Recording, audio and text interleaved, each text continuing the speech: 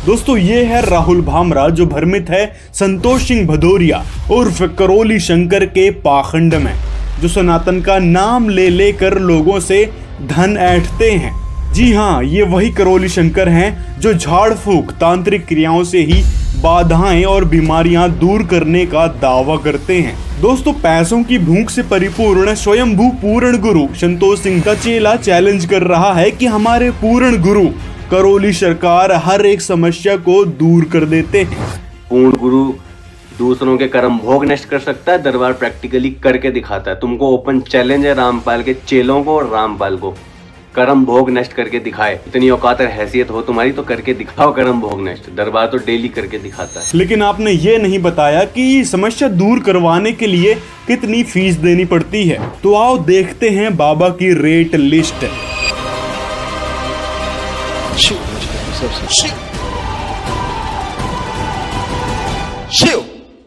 Balance लाख के सही विचार रिचार्ज कार्ड यहाँ से बनता है। जैसे एक परिवार में 5 लोग हैं तो 500 रुपये देना पड़ता है। जो 100 रुपये का आपने रिचार्ज कराया था उसी का ये अर्जी मिलते हैं। तो वनडे हवन आप अगर करवाना चाहते हैं दरबार में, उसके लिए 1,51,000 रुपये। वनडे हवन अगर आपने किया है तो महाहवन करवाना आवश्यक है। चाहे आपने 1 साल पहले वनडे हवन करवाए हैं, चाहे 2 साल पहले करवाए हैं, दरबार आना है, टोकन लेना है, गुरुदेव से मिलना है, आपको पर्ची लेकर के आपको वनडे ऑफिस में आना होता है। और वनडे ऑफिस में आके 2100 रुपये ब्राह्मणों की दक्षिणा होती है पूजन का, वो दक्षिणा मात्र आपको दे करके आप निःशुल्क महाहवन जो है वो कर सकते हैं। और छोटा सा है कि जो लोग 90,000 में जो वनडे हवन का जो ये निकला हुआ है, इस प्रोसेस में, ये प्रोसेस बाबा माँ की कृपा से 51,000 अपने परिवार को लेकर दे करके, परिवार के लिए दरबार आकर के वैदिक प्रक्रिया का पालन करते हैं और स्वस्थ होते हैं। ये फ्रॉड विधियां बनवाते हैं और करवाते हैं, कुछ नहीं होता, कोई फर्क नहीं पड़ता उसमें। वो तो 1 करोड़ रुपए की मंथली कमाई है, एक दिन की कमाई है उसकी। परसों मेरे साथ 30 लोगों ने हवन किया, 45 लाख का, वो तो वही हो गया। बाबा मैजिक यानी काला से भी छुटकारा दिलाने का दावा करते हैं। इसके लिए 2100 रुपए फीस देनी होती है। इसके अलावा ये आरोग्य हवन भी कराते हैं, इसके लिए 21,000 रुपए लगते हैं। और यदि आप दुखी हैं और आपके पास पैसे नहीं हैं तो समझ लेना इस दरबार में, इस लव कुश आश्रम में आपके लिए कोई समाधान नहीं है। जी हाँ, समाधान के नाम पर भी वो नाम दीक्षा दे देते हैं। बस इसका जाप करते रहो।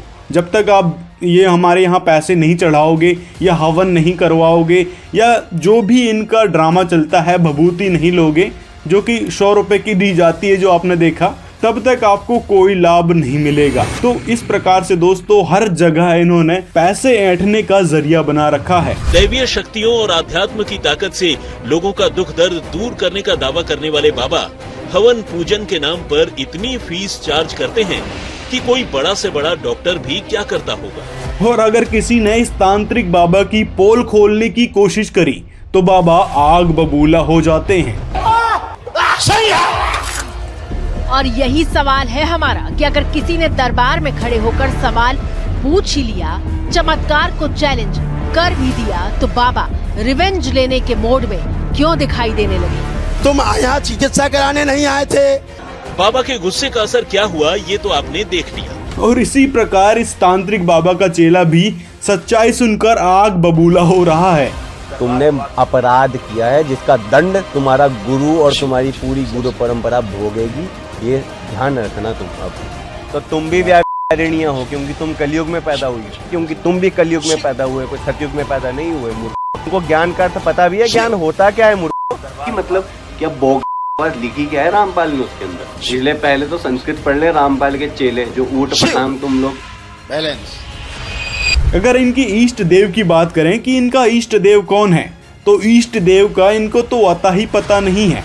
कभी ये देवी को इष्ट देव मान लेते हैं, कभी शिव जी को, और कभी इनके जो मुंह बोले गुरु हैं, गुरु माता हैं, उनको इष्ट देव बताने लगते हैं और उनको समस्या दूर करने के लिए बोल देते हैं। तो इसी प्रकार दोस्तों इनका ना कोई सिर है ना पैर है, ना इनका कोई इष्ट देव है। और यदि इन करोली सरकार की बात करें जो ये अपने आप को मुंह बोले गुरु मानते हैं, इनका नाम है राधा रमण जी, जो कि कानपुर के ही रहने वाले थे। अगर इनकी थोड़ी सी हिस्ट्री बताया जाए, जब ये छोटे थे तब इनको बंगाली अपने साथ ले गए। वहाँ पर इनको 20 साल तक तंत्र सिखाया गया। उसके बाद ये वापस कानपुर आ गए और निःशुल्क लोगों को तंत्र के जरिए ठीक करने लगे। उस समय तांत्रिक होते हुए भी राधा रमण जी यानी इनके करोली सरकार बिना 1 रुपए लिए लोगों की सहायता करते थे, उनकी मदद करते थे। लेकिन वहीं दूसरी तरफ अगर हम करौली शंकर उर्फ संतोष सिंह भदौरिया को देखें तो इनका पूरा साम्राज्य ही लालच के बेस पर टिका है। हर जगह पैसे पैसे, नाम दीक्षा लेना है तो पैसे दो, आपकी समस्या सुनना है तो पैसे दो। जो 100 रुपये का आपने रिचार्ज कराया था उसी का ये अर्जी मिलते हैं, और बंधन अगर आपको करना है तो बंधन अलग से करना पड़ता है, 100 रुपये उसके लिए अलग से पे करना पड़ता है। समस्या दूर करवाना है तो पैसे दो, आश्रम में प्रवेश करना है तो पैसे दो। तो वहाँ पर आपने रिचार्ज कार्ड बनवाया, यहाँ से आपको कराना पड़ेगा रिचार्ज। ये देखिए यहाँ पर आपको 5 नंबर काउंटर पर रिचार्ज कराना पड़ता है, और जितने लोग आते हैं 100 रुपये लगता है ना रिचार्ज की, है ना। भभूति चाहिए तो पैसे दो, खाना खाना है तो पैसे दो, मतलब हर चीज में पैसा ही पैसा। तो इससे ही अंदाजा लगा सकते हैं इनकी पैसों की भूख के बारे में। जितने रामपाल के चेले सार नाम उससे लेकर आए, पूछ लेना 1 लाख रुपया लेता है सार नाम बताने का, ठीक है। और ये इल्जाम लगाते हैं संत रामपाल जी महाराज पर कि वो 1 लाख रुपए लेते हैं। दिखाओ जरा कोई सबूत, या फिर खुद आओ नाम दीक्षा लेने और फिर दिखाओ कि हाँ इतने रुपए लगे।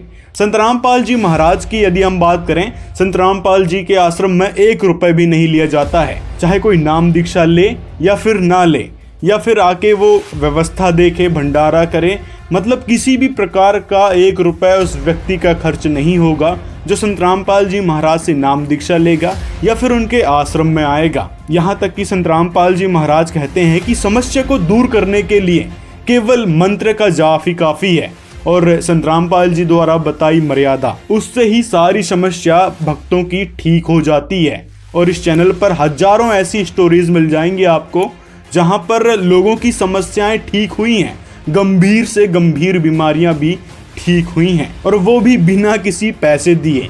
इतना ही नहीं, इस स्वयंभू बाबा के चाटुकार चेला वेद पुराण गीता गुरु नानक साहिब जी के सदग्रंथ जैसे शास्त्रों की बात करता है। सब खिंचे न माही, अक्षर खिण जाएंगे और अक्षर इनमें नाही, कि 52 अक्षरों में सारे नाम इस दुनिया में ईश्वर के जितने प्रचलित तो सब आते हैं। कहते हैं सब नाशवान है, वो अक्षर इनमें नाही, वो सार नाम, सार शब्द इन अक्षरों में नहीं आता। फिर कहते हैं सार नाम जिव्या से न्यारा, कि जिव्या से न्यारा है, वो लिखने पढ़ने बोलने में नहीं आता।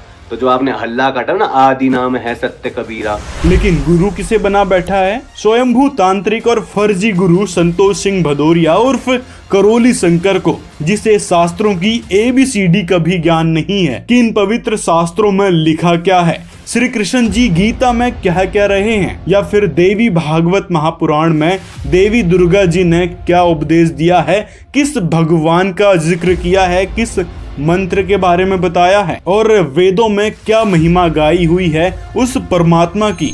और यहाँ तक कि इसका जो बांद्रा है ये भी बस पढ़ पढ़ के बता देता कि यहाँ ये लिखा, वहाँ वो लिखा, जाओ चेक कर लो, करना है करो, नहीं करना मत करो।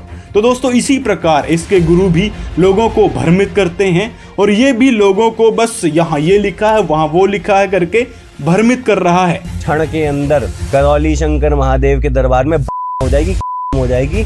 मतलब इसी सच्चाई के कारण दोस्तों इसकी बौखलाहट का अंदाजा आप लगा सकते हैं कि किस प्रकार ये बौखलाया हुआ है।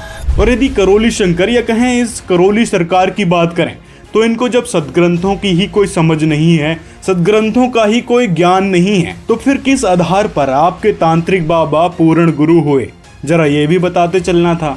और यदि समस्या दूर करने पर ही इस तांत्रिक बाबा को आप पूर्ण गुरु मान बैठे हैं, तो जो आप कबीर साहिब जी की वाणी दोहराते थे, इनको पूर्ण गुरु सिद्ध करने के लिए सतगुरु के लक्षण कहूँ, मीठे बैन विनोद, 4 वेद 6 शास्त्र कहे 18 बोध। तो ये वाणी तो इन पर बिल्कुल भी फिट नहीं बैठ रही है। इससे एक बात तो सिद्ध हो जाती है, स्वयंभू करौली शंकर या कहें संतोष सिंह भदौरिया सिर्फ और सिर्फ तांत्रिक बाबा हैं और झोला छाप गुरु बन बैठे हैं, जो पैसे लेकर लोगों की समस्या दूर करने का दावा करते हैं। लेकिन बीमारी ठीक भी होती है या नहीं, इस बात की कोई गारंटी नहीं है। प्रकाश नारायण भट्ट ने ई पेमेंट के जरिए कानपुर के करौली सरकार आश्रम को इन रुपयों की पेमेंट की।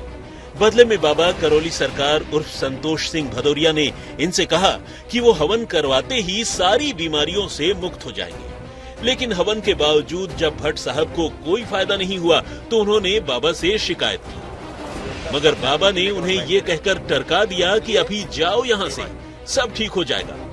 रिटायर्ड दारोगा साहब को किडनी स्टोन समेत कई तरह की बीमारियां हैं। खुद उनकी पत्नी को भी सांस की तकलीफ है, लेकिन जो तकलीफ पहले थी वही तकलीफें अब भी हैं। और साथ ही बाबा पर ढेरों इल्जाम लग चुके हैं कि लवकुश आश्रम के दरबार में जो भूत प्रेत का नाटक करते हैं, दुखी होने का नाटक करते हैं, उनको एक्टिंग के लिए पहले से ही तैयार कर रखा होता है। अब ये बात सच है या नहीं, इस बात को यहाँ से लुटे पिटे लोग ही समझ सकते हैं, जिन्होंने इस तांत्रिक बाबा पर लाखों रुपए लुटाए, लेकिन फिर भी समस्या दूर होने का नाम ही नहीं ले रही है। इलाज से बीमारी का ठीक होना तो दूर, उल्टे आश्रम से परिवार के बुजुर्ग सदस्य ही ऐसे गायब हो गए कि आज तक ढूंढे नहीं मिल रहे। परिवार का कहना है कि बाबा करौली सरकार के कहने पर उन्होंने हवन के लिए आश्रम में 1.25 लाख रुपए की पर्ची भी कटवाई, मगर कोई फायदा नहीं। और वहीं दूसरी तरफ राहुल बांद्रा जैसे लोग हैं जो संत रामपाल जी महाराज पर सवाल खड़ा कर रहे हैं। पहले तो अगर इस राहुल बांद्रा की बात करें तो शायद ये पहले सिख धर्म को फॉलो करता रहा होगा, क्योंकि इसकी हर एक वीडियोस में गुरु नानक देव जी की वाणी मिल ही जाएगी, जो कि करौली शंकर पर कहीं से कहीं फिट ही नहीं बैठती, क्योंकि ये तो तांत्रिक क्रियाओं में ही लिप्त रहते हैं। और दूसरी तरफ यदि गुरु नानक देव जी की बात करें तो उन्होंने गुरु बनाने पर और ज्ञान समझने पर ज्यादा ही महत्व दिया है। और गुरु नानक देव जी की वाणियों को ये किस पर फिट करने की कोशिश कर रहा है? इस स्वयंभू पूर्ण गुरु पर, जो गुरु स्वयं राजनीति के चक्कर में पड़े हैं। कहा जाता है कि बाबा ने खुद 1990 के दशक में भारतीय किसान यूनियन से राजनीति में एंट्री ली। उसके बाद उन पर खुद कई मुकदमे हुए। मुकदमों से पीछा छुड़वाने के लिए वह करौली शंकर बन गए और लोगों का उपचार करने लगे। एक तो ये कारण है इनके गुरु बनने का, और दूसरा जो इन्होंने तांत्रिक क्रिया सीखी है उसको लोगों पर अप्लाई करके धन ऐंठने का दूसरा बड़ा कारण है। और अगर गुरु नानक देव जी की वाणियों की बात करें, जिनकी वाणियों से ये बंदा प्रभावित है और उनकी वाणियों को दोहराते रहता है, तो आपको ये पता होना चाहिए कि गुरु नानक देव जी के आखिर गुरु कौन थे और वो किस मंत्र का जाप किया करते थे। साथ में जिस आप अजप्पा जाप की बात करते हैं, साहब ने कहा कि एक नाम जो चार उदारे, कि एक नाम जिसने चारों युगों को तारा है। इसके बारे में भी गुरु नानक देव जी को कबीर जी ने ही बताया था, जिसका जिक्र वो इस किताब में करते हैं। ये देखिएगा गुरु नानक देव जी कौन सा मंत्र वो 2 अक्षर का जाप करते थे। देखिएगा, भाई बाले वाली श्री गुरु नानक देव जी दी जन्म साखी। अब इसके 559 पृष्ठ पर ये देखिए, समुद्र दी साखी पृष्ठ 559। आगे गुरुजी ओम सोहम का जप करते चले जा रहे थे। दिस इज सतनाम और दीज आर 2 अक्षर 2 वर्ड, ये है वह 2 अक्षर। अपुणात्माओं किसी को ये पता लग ही रहा है तो कि सतनाम अब क्या है, क्योंकि डिस्क्लोज करना ही है, नहीं तो भ्रम रह जाएगा, कोई समझ नहीं सकेगा भगवान की वाणी को। लेकिन अब यह क्या बताया कबीर परमेश्वर ने, कहे कबीर अक्षर 2 भाग बोलो, जाप करना इसका, और होगा खसम तलेगा राख। अब ये भी सोचना है कि यहाँ कहा है कि यदि अनाधिकारी जिसको इस दास से मंत्र का पता लग गया और ये आगे किसी को नामदान करने लग गया, उससे कोई लाभ नहीं होगा, क्योंकि वो अधिकारी नहीं है। कोई डुप्लीकेट लाइसेंस या पासपोर्ट बनाता है तो वो धोखेबाज है। कह रहे कबीर साहब कह रहे हैं, चेला कहे सुने सतगुरु जी दीजे शब्द विचारो, कि कबीर कह रहा है कि मैं आपका चेला हूँ गुरु नानक साहब को, कि मैं चेला कबीर कह रहा है कि मुझे शब्द दीजिए, शब्द विचारो, कि मुझे शब्द का ज्ञान दो। दोस्तों, इसको उस वाणी का अर्थ करना नहीं आ रहा और ये लगा है उसका अर्थ करने। जब गुरु ही अनपढ़ हो तो शिष्य को कहाँ से पढ़ना आएगा, और ये कोशिश कर रहा है उन वाणियों को डिकोड करने की। मतलब दोस्तों, ये लोगों को बेवकूफ समझ रहा है कि मतलब कोई भी वाणी उठाकर पढ़ने लगा और उसका उल्टा पुल्टा अर्थ करके बताने लगा तो लोग जैसे इसकी बातों में ही आ जाएंगे कि हाँ भाई ये सच बोलता होगा। इस मंद बुद्धि को ABCD का ज्ञान नहीं है, पवित्र ग्रंथों का, या फिर कहें सदग्रंथों में कही महापुरुषों की उन वाणियों का, और ये चला है उनको डिकोड करने। रामपाल जी, जो आप ज्ञान दुनिया को दे रहे हो, श्रीमद् देवी भागवत में बड़े स्पष्ट रूप से बता रखा है कि ब्रह्मा विष्णु महेश इन तीनों की जनक माता आदि शक्ति हैं। तो ये आपके बताने से हिंदुओं को पता नहीं चला है, ये श्रीमद् देवी भागवत में पहले से ही लिखा हुआ है। फिर तुम बोगस बकवास करते हो कि ब्रह्मा विष्णु महेश तीनों पैदा हुए हैं और इनकी मृत्यु होती है। बताओ, श्रीमद् देवी भागवत और शिव पुराण पढ़ाते हो ना दुनिया को उठा के तुम, उसी में स्पष्ट लिखा है कि ब्रह्मा प्रकट हुए, विष्णु प्रकट हुए। भाई झूठे हैं, ये समझे ना ही। ये झूठ बोल रहे हैं कि वेदों में ब्रह्मा विष्णु में सर्वशक्तिमान है। ये झूठ बोलते हैं कि पुराणों में कहीं नहीं लिखा कि उनकी जन्म मृत्यु होती है। ये पुस्तक आपके सदग्रंथ सच्चे हैं, लेकिन ये इनको समझ नहीं सके, इसलिए ये बताने वाले तुम्हारे गुरु झूठे हैं। देखिए देवी भागवत महापुराण के 3 स्कंद अध्याय 4 में यहाँ पर देवी दुर्गा जी की स्तुति करते हुए विष्णु जी कह रहे हैं कि ब्रह्मा, मैं विष्णु तथा शंकर, हम सब आपके ही प्रभाव से उत्पन्न होते हैं। जब हम नित्य नहीं हैं, तो फिर इंद्र आदि प्रमुख देवता नित्य किस प्रकार हो सकते हैं?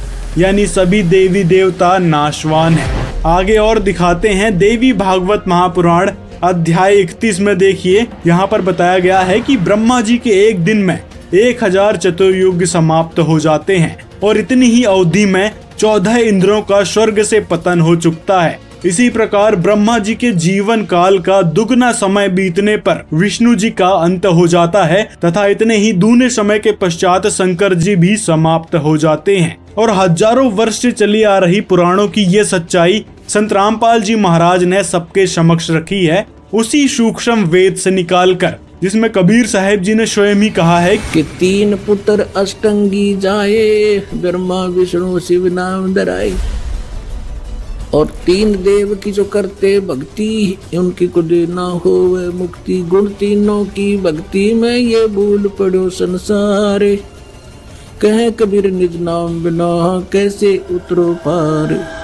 इसी प्रकार दोस्तों इसने जितनी भी ये सारी बातें कही हैं संत रामपाल जी महाराज के बारे में, ये सारी की सारी मन घड़ंत है और इसकी ये बौखलाहट सामने आ रही है कि किस प्रकार ये बौखलाया हुआ है संत रामपाल जी महाराज के ज्ञान को सुनने के बाद, क्योंकि इसके गुरु के पास वो ज्ञान तो है नहीं जो सभी वेद शास्त्रों से प्रमाणित हो। इस कारण ये अपने शास्त्रों को ही नकारने में तुला है कि कौन माने वेदों को, गीता को।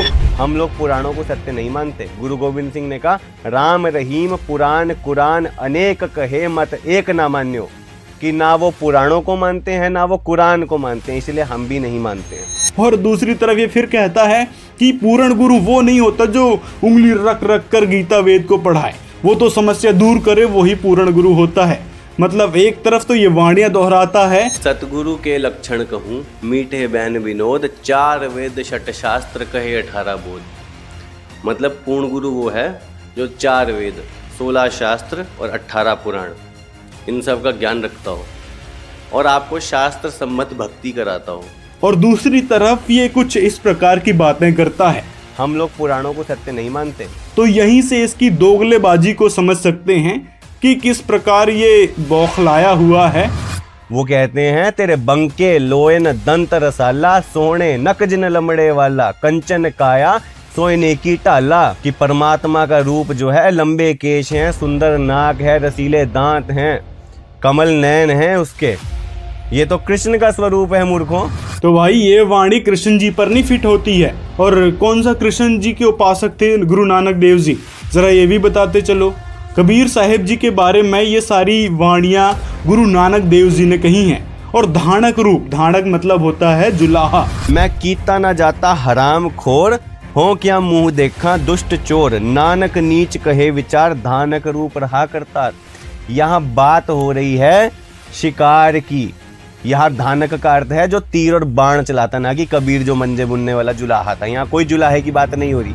तो दोस्तों इस प्रकार ये मूर्ख व्यक्ति अपनी मूर्खता को उजागर कर रहा है। जब ज्ञान ना हो धेले का, तो इसी प्रकार के उल्टे पुल्टे तर्क निकलते हैं अपने अज्ञान को और ढोंगी गुरु को पूर्ण गुरु सिद्ध करने के लिए। हक्का का अर्थ होता है सत्यवान, ठीक। कबीर का अर्थ होता है महान अरबी में। कबीर का अर्थ होता है महान। तो राहुल का क्या अर्थ होता है फिर? राहुल का अर्थ भी कर ले फिर, राहुल क्यों लिखता है हर जगह? तो इसी प्रकार दोस्तों कबीर साहिब का जहाँ नाम है तो वहाँ कबीर ही लिखना पड़ेगा। जैसे वेदों की ये बात करता है, वहाँ कवि ही लिखा है। वेदों में तुम कहते हो कबीर लिखा है, चलो आओ वेदों की ओर चलते हैं। वेदों में कबीर कहीं नहीं लिखा, वेदों में कवि लिखा है। कवि के आगे विसर्ग होता है और जब संधि विच्छेद किया जाता है तो उसमें क्या आता है, कबीर, उसका प्रोनाउंसिएशन होता है। दर्शकों, अभी आपको ये भी दिखाते हैं कि कबीर को संस्कृत में कबीर ही लिखा जाता है। आपको इन्हीं संस्कृत के विद्वानों के द्वारा कबीर को संस्कृत में कबीर लिखने का प्रमाण दिखाते हैं। ये है अगस्त्य संहिता, जिसके संपादक हैं पंडित भवनाथ झा। ये देखिए, ये वही अगस्त्य संहिता का 40 नंबर श्लोक है। इसमें कबीर का अर्थ ये देखिए, कबीर ही किया है, यानी कबीर ही कबीर है, यानी परमात्मा का वास्तविक नाम कबीर है, जिसको संत भाषा में कबीर बोला जाता है। तो दर्शकों, आप देख सकते हैं संस्कृत के इन विद्वानों के द्वारा ही कबीर का अर्थ कबीर ही किया गया है। दर्शकों, अभी आपको श्री वैष्णव मताब्ज भास्कर से भी प्रमाण दिखाते हैं, जिसके पृष्ठ 16 पर कबीर जी को श्री कबीर दास लिखा है। देखिए, यहाँ स्पष्ट लिखा है कबीर दास, यहाँ कबीर दास की जगह कबीर दास लिखा है। दर्शकों, इससे स्पष्ट होता है कि कबीर और कबीर एक ही परमात्मा का बोध करवा रहे हैं। वेदों में जिसको कबीर लिखा है, संतों ने उसको अपनी स्थानीय भाषा में कबीर बोला है। ये बात स्वयं कबीर परमात्मा ने भी प्रमाणित करके लिखी है। फॉर योर काइंड इन्फॉर्मेशन, तुम्हारे कबीर साहब ने ही लिखा है ये कि धर्मदास हम कथा पसारा। ये जो कथा मैंने तुमको सुनाई है, जो रामपाल जी सुना के सब काटे हुए हैं, वो कहते हैं कि ये कथा जो हमने पसारी है, ये झूठी कहानी है, पसारा हुआ नहीं था ऐसा कुछ। ये अब ये मंदबुद्धि सिखाएंगे कि पसारा का क्या मतलब होता है। इसको भाषा तक का ज्ञान नहीं है। इसके जो ढोंगी और पाखंडी गुरु हैं, इसी प्रकार की इसको सीख देते हैं कि किस प्रकार से लोगों को बेवकूफ बनाया जाए बातों के माध्यम से। पसारा मतलब होता है कि जो बयान किया है। कहते हैं सब नाशवान है, वो अक्षर इनमें नाही, वो सार नाम, सार शब्द इन अक्षरों में नहीं आता। जब आपको इतना ही ज्ञान है महापुरुषों की उन वाणियों का, तो क्यों लगे हो पत्थर पूजा करने? क्यों लगे हो आप उन देवी देवताओं को पूजने जो कर्म संस्कार में परिवर्तन ही नहीं कर सकते? केवल आपके जो गुरु हैं, तांत्रिक बाबा हैं, वो ही अपने तंत्र विद्या के जरिए लोगों को हल्का फुल्का लाभ दे देते हैं पैसों के लिए, ना कि उनके पास कोई शक्ति है। ये है कानपुर के रहने वाले वकील अनिरुद्ध जायसवाल। वकील साहब का कहना है कि अगर बाबा अपने चमत्कार से उनके बचपन के दोस्त दिलीप जायसवाल के आंख की रोशनी लौटा सकते हैं, उनके बच्चों की आंख और कान की परेशानियां दूर कर सकते हैं, तो वो बाबा को ब्लैंक चेक देने के लिए भी तैयार है। तो इसी से आप थोड़ा अपना दिमाग लगाओ कि आप किस गुरु के चक्कर में पड़े हो। और दूसरी तरफ जिन संत रामपाल जी महाराज ने सभी सदग्रंथों का ज्ञान डिकोड करके सामने रखा है, उनको आप कह रहे हो कि यहाँ ये आना था, वहाँ वो आना था। मतलब अपनी मूर्खता को ही आप दर्शा रहे हो। तो अंत में हम निवेदन करना चाहेंगे कि अपनी मूर्खता को ना दर्शाते हुए सच समझें कि वास्तविकता क्या थी, उन वाणियों की क्या बताना चाहते थे गुरु नानक देव जी। यदि आप सच में गुरु नानक देव जी की बातों को फॉलो करते, तो आज वहाँ तांत्रिक बाबा के पास नहीं भटक रहे होते, किसी पूर्ण गुरु की तलाश करते जो उस यथार्थ मंत्र को बताते जो नानक देव जी जाप करते थे। और अगर संतों के बारे में इस राहुल बांद्रा को इतना ज्यादा ज्ञान है, उनकी वाणियों को इतना ज्यादा ये मानता है, तो इस तांत्रिक बाबा को पूर्ण गुरु कहना आपकी मानसिक स्थिति को दर्शा रहा है कि आप संतों और महापुरुषों का नाम ले लेकर इस ढोंगी बाबा का प्रचार करने में लगे हो, जो खुद ही देवी देवताओं की उपासना में आरूढ़ है। जिन भी संतों का आप हवाला देते हैं, किसी ने भी देवी देवताओं की या फिर कहें शिव जी या फिर काली माता की भक्ति के लिए नहीं कहा है, ना ही उन्होंने किसी झाड़ फूक या कहें भभूति का कोई समर्थन दिया है। उन महापुरुषों ने सिर्फ और सिर्फ उस पूर्ण परमात्मा की यथार्थ भक्ति मंत्र की बात कही है, जो आज के समय में संत रामपाल जी महाराज देते हैं गुरु ग्रंथ साहिब के आधार पर या फिर कहें महापुरुषों द्वारा बताई भक्ति विधि के आधार पर। उन सभी महापुरुषों ने केवल और केवल उस एक परमेश्वर की भक्ति का आदेश दिया है, जो आज के समय में सिर्फ और सिर्फ संत रामपाल जी महाराज बता रहे हैं, और वो भी पवित्र शास्त्रों के आधार पर, जिससे लाभ तो मिलेगा ही मिलेगा, साथ में मोक्ष भी सहज में मिलेगा। और ये सवाल खड़ा कर रहा है संत रामपाल जी द्वारा बताई भक्ति विधि का, जिसको भक्ति मार्ग का ABCD का भी ज्ञान नहीं है, कि जो जिस लेवल पे है वो उसी लेवल पे दूसरे की कैलकुलेशन कर सकता है, दूसरे के बारे में जान सकता है। अगर आप खुद डॉक्टरेट की डिग्री लेकर बैठे हो, तो आप सामने वाले को जज कर सकते हो कि सामने वाले डॉक्टर को कुछ आता भी है, फर्जीवाड़ा करता है। ना ही इसके गुरु को कि शास्त्रों में किस प्रभु की भक्ति का जिक्र है, ये तो पड़े हैं देवी देवताओं की आराधना में, जिनके बारे में कृष्ण जी ने भागवत महापुराण में स्पष्ट कहा है कि अग्नि, सूर्य, चंद्रमा, तारे, पृथ्वी, जल, आकाश, वायु, वाणी और मन के अधिष्ठात्र देवता उपासना करने पर भी पाप का पूरा नाश नहीं कर सकते। यानी इन देवताओं की जो इष्ट रूप में पूजा करता है उनका पाप नाश नहीं होगा। उनके जो कर्मों में पाप लिखे हुए हैं, जो दुख आने वाले हैं, उनको भोगना ही पड़ेगा। अब इन सारे देवताओं की पूजा कोई न कोई त्योहार में लोग करते ही हैं, तो यहाँ पर भी कृष्ण जी मना कर रहे हैं। आगे देखिए, इसमें कहा है कि मिट्टी, पत्थर, काष्ठ आदि पार्थिव विकारों को ही इष्ट मानता है तथा जो केवल जल को ही तीर्थ समझता है, ज्ञानी महापुरुष को नहीं। वह मनुष्य होने पर भी पशुओं में भी नीच और गधा ही है। तो यहाँ से दोस्तों आप समझ सकते हैं, जो मूर्ति पूजा करते हैं, मिट्टी की प्रतिमाएं बना लेते हैं, पत्थर की प्रतिमाओं की पूजा करते हैं इष्ट मानकर। यहाँ तक कि यहाँ पे कहा है जो जल को ही तीर्थ समझता है, यानी तीर्थ समझकर जो महाकुंभ आने जा रहे हैं उनके बारे में भी यहाँ कृष्ण जी ने कहा है। साथ में यहाँ पर फिर प्रमाण मिलता है उस महापुरुष का जिसे तत्वदर्शी संत कहा गया है। तो फिर आप किस आधार पर दावा कर रहे हैं कि देवी देवताओं की भक्ति करने से सभी प्रकार के लाभ मिलेंगे या फिर प्रारब्ध कट जाएंगे, जबकि ये सभी देवी देवता खुद ही नाशवान हैं। ये खुद ही अपनी किस्मत में लिखी तकलीफों को टालने में असक्षम थे। जैसे नारायण की बात कर रहे हो तो श्री राम श्री कृष्ण जी को ही देख लो। और अगर फिर भी आपकी मूर्खता लगानी है तो लगाते रहो, कौन मना कर रहा है। लेकिन हर एक हिंदू जानता है भस्मासुर और शिव जी की कथा के बारे में। लेकिन दुर्भाग्यवश ये साधना भी इनके दुख का ही कारण बनने वाली है, क्योंकि इन तथाकथित धर्मगुरुओं ने इनको पवित्र शास्त्रों से परिचित नहीं करवाया। क्योंकि शास्त्रों में प्रमाण है कि भगवान शिव स्वयं परम अक्षर ब्रह्म के भक्त हैं। ये विचारणीय विषय है कि एक भक्त दूसरे भक्त को मोक्ष कैसे प्रदान कर सकता है। एकमात्र संत रामपाल जी महाराज ही हैं जिन्होंने पवित्र शास्त्रों को भक्त समाज के सामने रखा है तथा उनके गूढ़ रहस्यों को सभी के सामने उजागर किया। और ये सच दुनिया के सामने रखा है कि भगवान शिव भी जन्म मृत्यु में आते हैं। जब स्वयं शिव भगवान अविनाशी नहीं है तो आप किस उम्मीद में अपना जीवन इन मनमानी साधनाओं की भेंट चढ़ा रहे हैं। दर्शकों, ये सारा अज्ञान हटाने के लिए ही संत रामपाल जी महाराज प्रयत्न कर रहे हैं।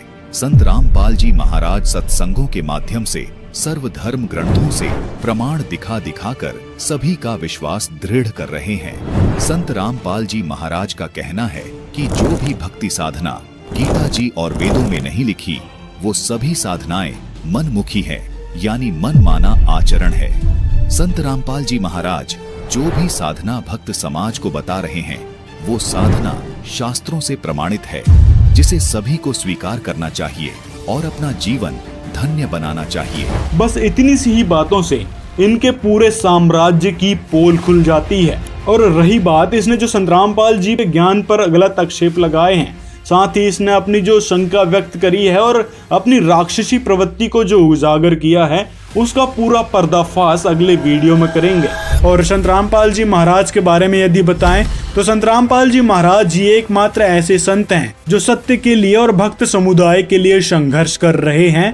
तो दोस्तों, ये थी सच्चाई हमारे सदग्रंथों की और नकली ब्राह्मणों की। तो वीडियो कैसा लगा आपको हमें कमेंट में जरूर बताएं और इस वीडियो को ज्यादा से ज्यादा अपने मित्रों तक शेयर करें ताकि वो लोग भी समझ पाए कि हमारे सदग्रंथों में आखिर लिखा क्या था और हमारे ये ब्राह्मण, हमारे जो गुरु हैं, वो बताया क्या करते थे। तो ऐसे ही और वीडियोस देखने के लिए हमारे इस चैनल को सब्सक्राइब कर लें।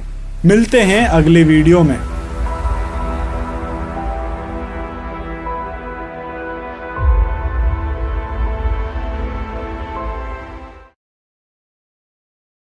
दोस्तों, लालची और पाखंडी बाबा करौली शंकर की पोल खोलने वाले इस दूसरे वीडियो में आपका स्वागत है। पिछली वीडियो में हमने बाबा की रेट लिस्ट आपको दिखाई थी कि किस प्रकार ये बाबा लोगों को ठगते हैं सनातन का नाम ले लेकर। साथ में इस वीडियो में इसके अंधभक्त चेले ने जो बकवास करी थी, अनाप शनाप बातें बोली थी, उसका भी खुलासा किया था। और इसी पिछली वीडियो को देखकर पाखंड से परिपूर्ण करौली शंकर के अंधभक्त चेले ने सफाई देते हुए कुछ और बेमतलब की बातें बोली है, उसका भी खुलासा करते हैं आज के इस वीडियो में। पहले तो इसने सन 2014 में जो गोदी मीडिया के द्वारा फर्जी खबर चलाई गई थी, उनको दिखाकर अपने आप में जो कूल बनने की इसने कोशिश करी है।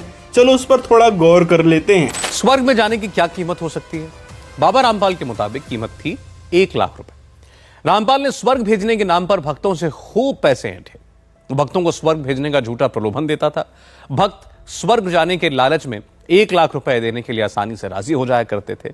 बाबा रामपाल ने इसी चाल से ये अकूत संपदा, ये दौलत इकट्ठा। इसमें इस गोदी एंकर ने जो बात कही है कि संत रामपाल जी स्वर्ग भेजने के नाम पर 1 लाख रुपए लेते थे, जबकि दोस्तों यदि इस करौली शंकर के अंधभक्त चेले ने थोड़ा से भी संत रामपाल जी महाराज का ज्ञान सुना होता तो इसको पता चलता कि संत रामपाल जी कभी स्वर्ग की बातें नहीं करते। संत रामपाल जी स्वर्ग के बारे में बताते हैं कि वो तो एक रेस्टोरेंट है जहां जाने के बाद भक्त अपनी पुण्य कमाई को व्यर्थ करता है, नष्ट करता है। जैसे ही पुण्य कमाई खत्म होती है तो फिर पाप कर्म भोगने के लिए नरक में डाल दिया जाता है। उसके बाद फिर इसी पृथ्वी लोक पर पटक दिया जाता है 84 लाख प्रकार की योनियों को भोगने के लिए। तो ये सारी बातें बताते हैं संत रामपाल जी, ना कि स्वर्ग जाने की कोई बात करते हैं।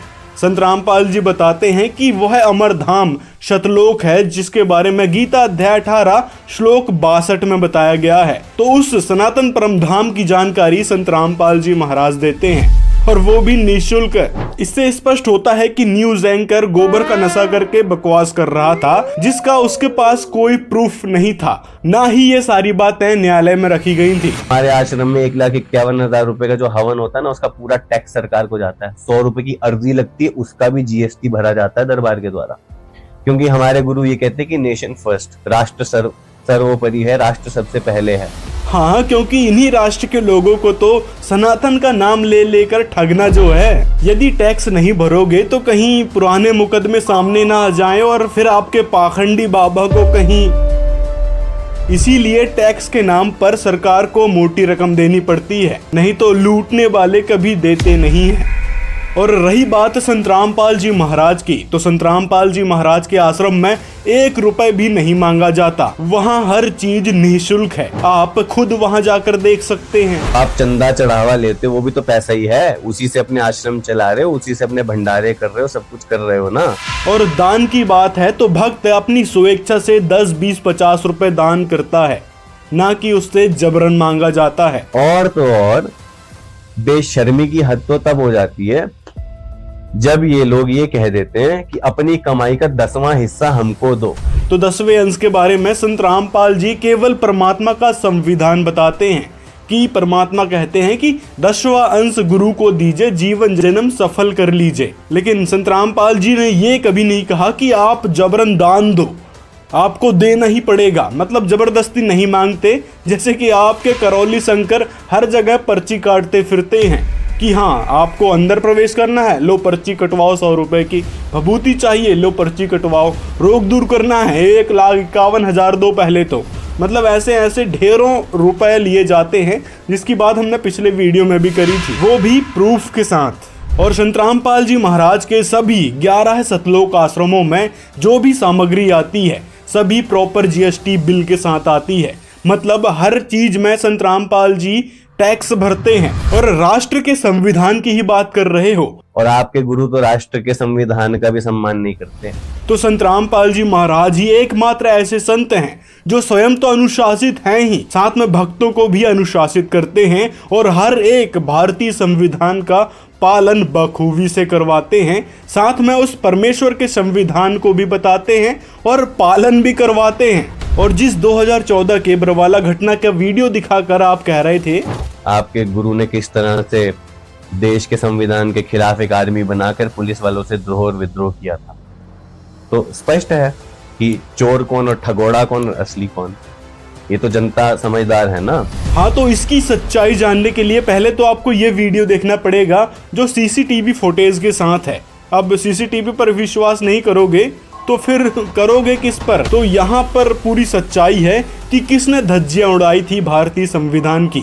क्या संत रामपाल जी ने या फिर स्वयं पुलिस वालों ने धज्जियां उड़ाई थी, इस पर डिटेल में बताया गया है। और जिस पोस्ट को दिखाकर आप भसड़ फैलाना चाह रहे थे कि संत रामपाल जी भारतीय संविधान का पालन नहीं करते और हमारे जो मुख्यमंत्री हैं, प्रधानमंत्री हैं, राष्ट्रपति हैं, उनके बारे में गलत कहते हैं, तो पहले तो ये पोस्ट ही फर्जी है, क्योंकि संतराम पाल जी ने ऐसी कोई बातें नहीं कही है, ना ही अपनी किताबों में और ना ही सत्संगों में। इसका मतलब है कि कोई भी कुछ भी लिख देगा तो आप उन्हीं बातों पर विश्वास करने लग जाते हो। तो इससे ही आपकी मानसिकता का पता चलता है। पहले रिसर्च कर लिए होते कि संतराम पाल जी सच में ये बात कहते हैं नहीं कहते हैं। फिर आगे आपने एक और फर्जी न्यूज़ दिखाई थी संतराम पाल जी महाराज के बारे में, तो चलो थोड़ा उस पर भी गौर कर लेते हैं। अपने गुरु की हरकतें देखोगे तो अब हम तुम्हें दिखाते हैं तुम्हारे गुरु की हरकत।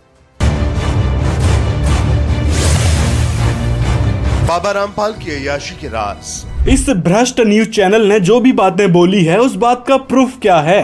क्या ये बातें सच में कोर्ट में साबित भी हुई हैं? जो आप इस वीडियो को दिखाकर ये सिद्ध करना चाह रहे थे कि संतराम पाल जी ऐसे संत हैं जो मीडिया वाले दिखाते हैं, तो मतलब प्रूफ दिखाओ ना, कि क्या प्रूफ है आपके पास कि संतराम पाल जी के आश्रम में ये चीजें मिली थी। और रही बात दवाइयों की, शक्तिवर्धक दवाइयां मिली थी। तो दवाइयों वाले केस में संतराम पाल जी दिसंबर 2022 में बाइज्जत बरी हो चुके हैं। थोड़ा ये भी रिसर्च कर लिए होते अपनी अंधभक्ति को दरकिनार रखते हुए। और अगर इस वीडियो में थोड़ा सा और गौर करें तो इसमें कहीं भी ऐसी चीज नहीं दिखाई गई है जिससे स्पष्ट होता है कि आश्रम में ऐसा कुछ सामान भी मिला था। जो दवाई दिखाई गई हैं वो भी गूगल से डाउनलोड करके और संतराम पाल जी महाराज की फोटो के साथ अटैच करके दिखाया गया। जो बातें बोली जा रही है उसके एक भी फोटोज नहीं है। यदि बात सच होती तो वीडियो या फोटोज जरूर दिखाते ये मीडिया वाले, लेकिन बस घटिया वॉइस ओवर करके और चंद चीजों को दिखा दिया और आप भी उसी बात को मान बैठे कि हाँ ये बात सच थी। मतलब कुछ भी। और जिस अश्लील पुस्तकों की बात ये कर रहा है कि आश्रम में अश्लील पुस्तकें मिली और किताबें, तो कहाँ है भाई वो पुस्तकें? दिखाओ जरा, वहां तो कोई पुस्तकें दिख नहीं रही है। तो दोस्तों कहने का मतलब है कि संतराम पाल जी को सन 2014 में बदनाम किया गया था इन झूठी इन भ्रष्ट मीडिया के जरिए, और गलत सलत चीजों का वॉइस ओवर कर करके बता दिया गया कि संतराम पाल जी के आश्रम में ये है वो है दंड फन। दिखाया एक भी प्रूफ नहीं और ना ही कोर्ट में कोई भी बात साबित हुई है। हर एक केस में संतराम पाल जी बाइज्जत बरी हो रहे हैं, चाहे बात सन 2006 में लगे करौथा केस की हो, चाहे बात हो बंधक बनाने की, चाहे बात हो प्रतिबंधित दवाइयों की। तो उन केसों में भी संतराम पाल जी बाइज्जत बरी हो चुके हैं। और मीडिया के द्वारा फैलाई गई इन बकवादों का उद्देश्य भी सिर्फ यही था, संतराम पाल जी को इतना बदनाम कर दिया जाए कि लोग उनसे नफरत करने लगें। लेकिन हुआ इसके विपरीत। संतराम पाल जी से लोग नफरत करने की जगह उनकी तरफ अट्रैक्ट होने लगे और उनका ज्ञान समझ कर उनसे जुड़ने लगे। आज करोड़ों की संख्या में संतराम पाल जी के अनुयायी हैं, हर जगह हर गांव में मिल जाएंगे, जिससे स्पष्ट होती है कबीर जी की वाणी कि कबीर और ज्ञान सब ज्ञानड़ी, कबीर ज्ञान सो ज्ञान, जैसे गोला तो बकाइब करता चले मैदान। तो संतराम पाल जी महाराज का वह आध्यात्मिक ज्ञान है जिसके जरिए समाज में एक शांति स्थापित हो रही है। और आपके गुरु जैसे पाखंडी बाबाओं की पोल भी लगातार संतराम पाल जी महाराज के ज्ञान से खुल रही है। और ये मंद बुद्धि अपनी ही चला रहा है कि उनके कमरों से औरतों की सलवारें और पता नहीं क्या क्या चीजें निकल रही हैं।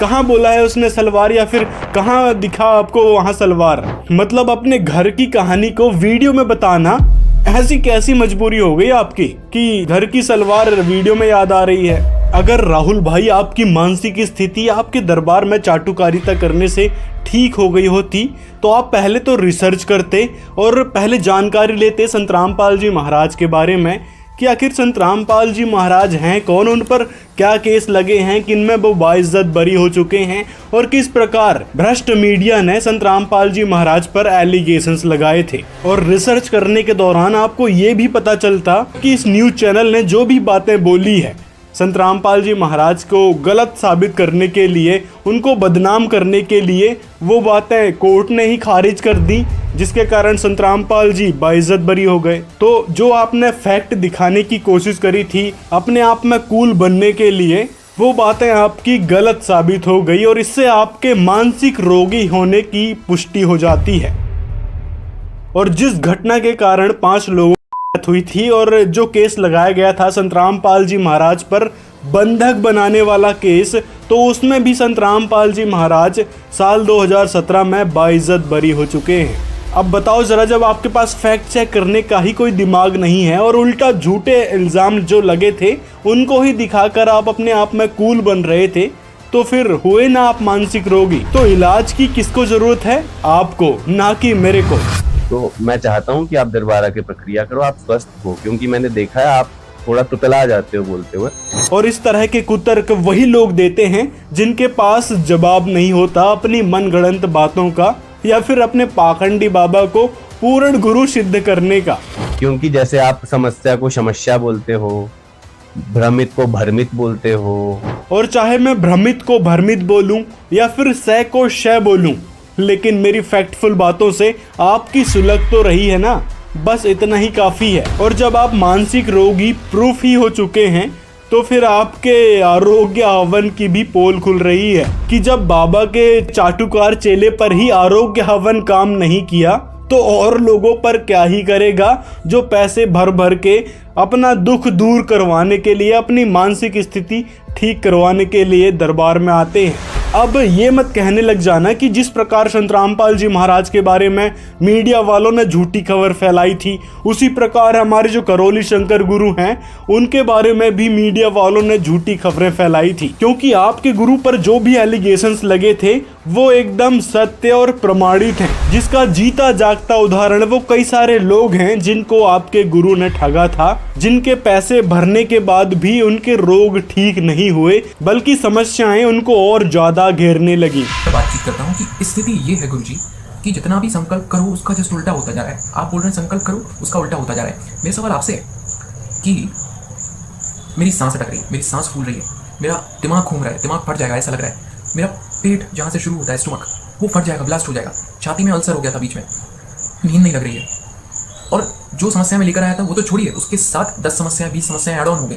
मैंने पापा मम्मी को नहीं बताया था कि मैं हवन के लिए पैसा जो है झूठ बोल के उनसे ले रहा हूँ। सोचिए एक व्यक्ति किसी भी तरीके से पैसा अरेंज करता है पूरी फोकस पॉजिटिविटी के साथ कि मैं अपने परिवार का उद्धार कर दूंगा, इस राह में चलने लगता है और उसके साथ उल्टा होने लगे और उस रास्ते से वो वापस भी ना आ पाए वापस। सोचिए कितनी विकट परिस्थिति, और उसके साथ उल्टा सीधा होने लगे उस व्यक्ति के साथ। तो ये सारा कुछ मेरे साथ हो रहा है, ये मैं अपनी कहानी बता रहा हूँ। अगर हम 1,51,000 रुपए ले रहे हैं तो ठोक कर कहते कि ले रहे हैं, दिक्कत क्या है उसमें? तो राहुल भाई, आपका मानसिक रोग दिन ब दिन बढ़ते जा रहा है। ना ही आपके करौली शंकर यानी आपके गुरु की कोई विधि काम कर रही है, ना ही आपके ऊपर किए गए आरोग्य हवन से कोई फायदा नजर आ रहा है, बल्कि दिन व दिन आपकी दिमागी स्थिति और बद से बदतर होती जा रही है। इसीलिए जल्द से जल्द संत रामपाल जी महाराज की शरण ग्रहण करें, जिससे आपके अंदर प्रवेश प्रेत आत्मा से और टोना टोटके से छुटकारा मिल सके। कहते उस परमात्मा को याद कर तत् ब्रह्म को, गीता अध्याय नंबर 7 के श्लोक नंबर 29 में गीता ज्ञानदाता कहता है,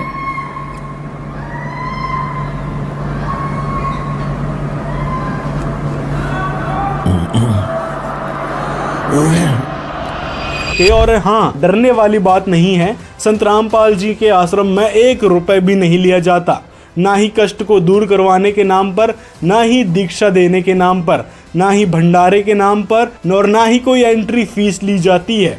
मतलब निःशुल्क सारी समस्याओं का समाधान होता है। इसीलिए आप बेझिझक संत रामपाल जी की शरण में आ सकते हैं और उनसे नाम दीक्षा लेकर अपनी जो दिमाग की स्थिति है उसको ठीक करवा सकते हैं। जैसे कई सारे ऐसे भक्त हैं जिनको कई सारी समस्याएं थी, लेकिन वो संत रामपाल जी की शरण में आए और उनकी सारी समस्याएं एकदम ठीक हो गईं, नाम दीक्षा लेने के जस्ट बाद ही, और उसका उनको 1 रुपए भी नहीं देना पड़ा। तो ये होते हैं असली पूर्ण संत, जिनकी शब्द में शक्ति होती है, जिनके वचनों में शक्ति होती है।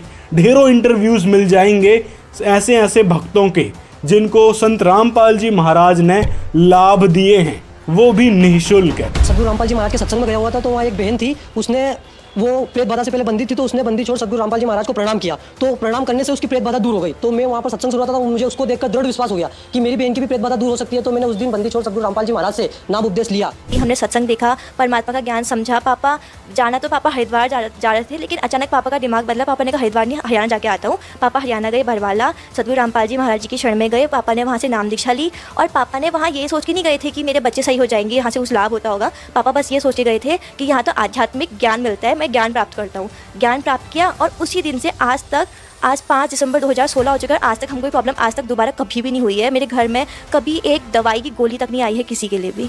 ज्ञान गंगा में जो सृष्टि रचना लिखी हुई है, सृष्टि रचना को पढ़ते ही हमारी आत्मा गदगद हो गई। धन्यवाद किया, कोटि कोटि दंडवत प्रणाम किया कि ऐसे संत इस धरती पर आए हुए हैं और हम भूले पड़े हैं, हमको आज तक इनकी खबर नहीं, भनक नहीं लगी। आहा, हमारी आंखों से आंसू निकल गए। उसी समय हम दोनों भाइयों ने रात भर खूब विचार किया। फिर हमारे छोटे भाई कैलाश भाई को बुलाया, उनको बताया, उनने भी सृष्टि रचना पढ़ी, उनको भी समझाया, उनके भी समझ में आ गया। हमने गीता जी उठाई, हमारे सिंगाजी महाराज के भजन लिए, उनसे मिलान किया, सब ज्ञान पूरा पूरा पूरा पूरा एक जैसा मिलता गया। संत रामपाल जी महाराज जी के ज्ञान से हम तो धन्य हो गए। संत सिंगाजी महाराज की वाणी में हम बोलते थे, वाह घर की मोहे कोई न बतावे, जा घर से जीव आया हो। ब्रह्मा विष्णु महेश नहीं थे, नहीं थी मूल और माया हो। रज और वीर्य दो ही नहीं थे, फिर जीव कहाँ से आया हो। ऐसे ऐसे हम भजन गाते थे, हम भक्तों को समझाते थे, पर वो हमारे मन में अशांति थी। कंसेप्ट था कि ये सिंगाजी बाबा बोलना क्या चाहते हैं। जीव को बता रहे हैं कि ब्रह्मा विष्णु महेश नहीं था, और ये बता रहे हैं कि जो घर से जीव आया, वो कौन सा ऐसा घर है, कहीं के घर में रहता था क्या जीव, और वहाँ से आया है क्या ये, तो इसका घर कहाँ होगा। और ब्रह्मा विष्णु महेश नहीं थे, नहीं थी मूल माया, रज और वीर दो ही नहीं थे, फिर जीव, तो ये जीव तो इनसे पहले का हो गया। सिंगाजी महाराज बता रहे हैं, तो हमको ऐसा लगता था। पर जिस समय हमने संत रामपाल जी महाराज, परम संत रामपाल जी महाराज जी, जिनकी ज्ञान गंगा, जिसके प्रश्न नंबर 20 पर सृष्टि रचना पढ़ी, तो हमारे सारे कंसेप्ट क्लियर हो गए। सब पूरा पूरा हमको समझ में आया कि ये बात है ये। फिर बरवाला, सतलोक आश्रम बरवाला, जिला हिसार, हरियाणा में जाकर के हमने परम गुरु संत रामपाल जी महाराज जी से नामदान लिया। 5 साल तक जब मैं साधना करता रहा, तो एक सिद्धि सी प्राप्त हो गई मेरे अंदर। इतना मैं देख लेता था कि जब कोई मेरी गुफा की तरफ आता था, तो मैं उसको देख लाता था 1 किलोमीटर 2 किलोमीटर दूर से कि कोई मेरी तरफ आ रहा है। संत रामपाल जी महाराज अपनी वहाँ से बाहर निकले भक्तों को दर्शन देने के लिए, तो जैसे ही मैं सामने ही खड़ा था, जैसे ही मेरे उनके ऊपर जो दृष्टि पड़ी ना, तो एकदम ऐसा हो गया कि मतलब मेरे अंदर से कोई भूत निकल गया हो। तो एकदम ठंडक आ गई।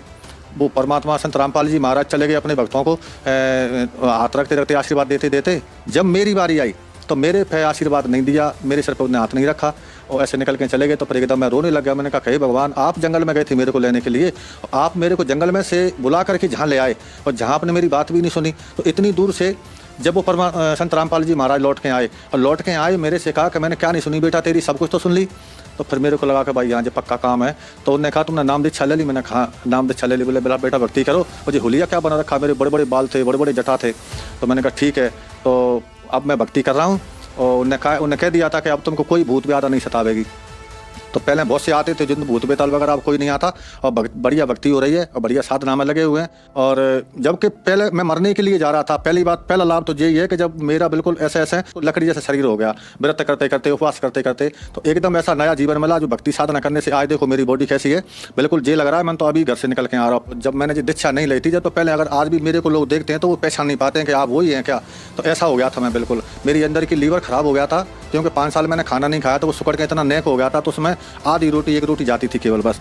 तो अगर ज़्यादा खाता था तो बीमार हो जाता था, और कम रोटी खाती थी, इससे बिल्कुल शरीर कमज़ोर होता जा रहा था। तो पहली बात तो यह है कि जब परमात्मा संत रामपाल जी महाराज से मैंने दीक्षा ली, तो जो मैंने मंत्रों के जाप किए, जो क्रिया उन्हें बताई थी, जो मैंने करना चालू की, तो आज मेरा वो लीवर भी सही है और मेरी पूरी बॉडी बिल्कुल ऐसे लगती है कि जी पता नहीं कौन है। और अगर आज वो देखें तो मेरे कोई पहचान नहीं पाएगा कि जी वही है कि दूसरे हैं। तो संत रामपाल जी महाराज ने मेरे को नया जीवन दान दिया है। मेरे पास जो कई प्रकार की सिद्धियाँ थी, इससे पहले मैंने एक किताब लिखी है, देह सिद्धि, स्वर्ण सिद्धि और रस सिद्धि नाम की किताब लिखी है मैंने। हम लोग पूजा किस चीज़ की कर रहे हैं और क्या चीज़ की पूजा करना चाहिए, ये इस प्रकार का ज्ञान संत रामपाल जी महाराज की किताब पढ़ने से मिला।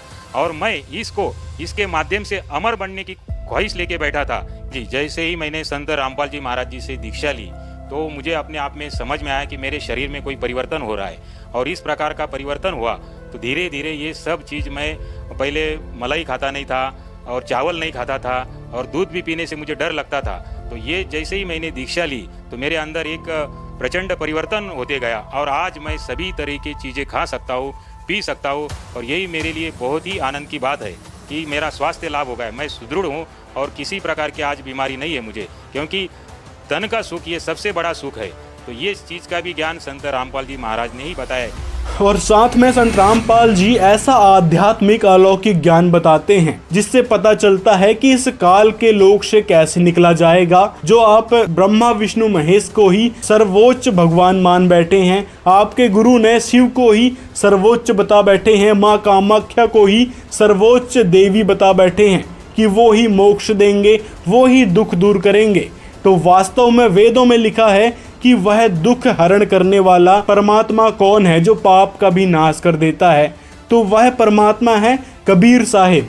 देखिए क्या लिखा है पवित्र वेद में दुख हरता के बारे में। यह है यजुर्वेद महर्षि दयानंद जी द्वारा। इसके अध्याय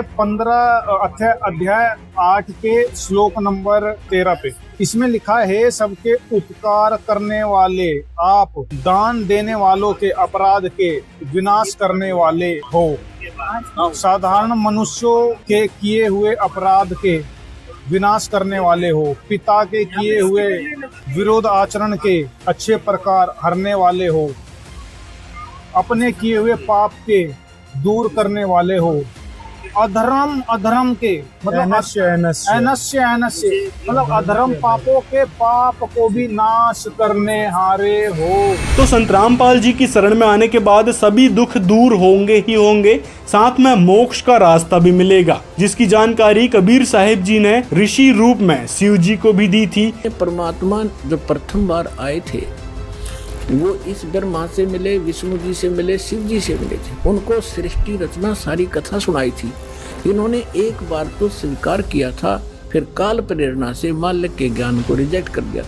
अब वो सुना हुआ ज्ञान यहाँ कुछ अटकलबाजी कर रहा है। ये परमात्मा ने तो ये बता रखा है कि इस काल ने दुर्गा को खा लिया था, बुरी नीयत वो उसके पेट में चली गई थी, फिर वो परमेश्वर ने आकर निकाल ली थी, तब ये दोनों पति पत्नी रूप में रहने लगे थे। साथ में कबीर जी को शिव जी ने गुरु भी बनाया था। उसके बाद से ही शिव जी उस सोहम मंत्र का जाप करते हैं। तो संत रामपाल जी महाराज की शरण में आने के बाद वह मोक्ष मंत्र मिलेगा, जिसकी जानकारी आपके गुरु को तो है ही नहीं कहीं से कहीं तक।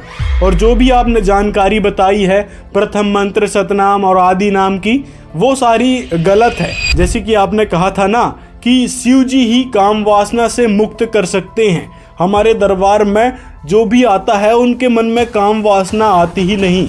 ये दरबार जो है ये तो काम वासना एक दिन में नष्ट कर देता है, क्षण में नष्ट कर देता है, क्योंकि आपने तो चैलेंज किया था ना कि शिव जो है वो काम वासना नष्ट नहीं कर सकते। तो आइए देखते हैं आपके शिव जी के बारे में ही कि क्या शिव जी सच में काम वासना से मुक्त भी हो पाए हैं या नहीं।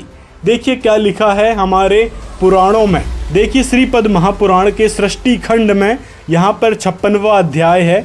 इसमें नीचे श्री भगवान यानी विष्णु जी ने कहा कि पहले शिव गंधर्वों, किन्नरों तथा मनुष्यों की सुंदर तथा युवती स्त्रियों को मंत्र के द्वारा बहुत दूर आकाश में खींचकर तपस्या के बहाने उन सबों के साथ रमण करते थे, यानी कि संबंध बनाते थे। वहां पर अत्यंत मनोहर कुटी बनाकर उन सबों के साथ महेश्वर यानी आपके शिव जी कर्मात होकर क्रीड़ा करते थे।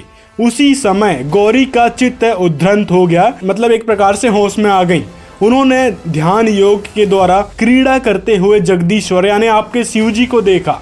उनको स्त्री के साथ भीतर गए हुए जानकर गौरी क्रोधित हो गई और उसके बाद क्षेमणकरी का रूप बनाकर उन्होंने भीतर प्रवेश किया। आकाश में अत्यंत दूर एकांत में कामदेव के समान कांति वाले सुंदर स्त्रियों के मध्य में विद्वान शुभ पुरुष यानी आपके शिव जी को स्त्रियों के साथ आलिंगन करके बार बार क्रीड़ा करते हुए और अस्वस्थ होकर खूब चुंबन करते हुए काम परशवश शिव जी को देखकर पार्वती जी उनके सामने खड़ी हो गई और उन सबों के केस को पकड़कर खींचकर चरण से मारा यानी पैरों से मारा वहां पर फिर शिव जी लज्जित होकर पीछे मुख करके खड़े हो गए थे। तो यहाँ पर लिखा है कि उसके बाद उमा ने सैकड़ों रूप छेमकड़ी का बनाया और शंकर जी के साथ फिर उन्होंने कीड़ा करी। तो इस एक प्रमाण से स्पष्ट होता है कि शिव जी किस प्रकार कामुक्त होकर किन्नरों की, मनुष्यों की, स्त्रियों के साथ रमण कर रहे थे, एक काम वश प्रेरित होकर, यानी अपनी पत्नी को धोखा दे रहे थे शिव जी।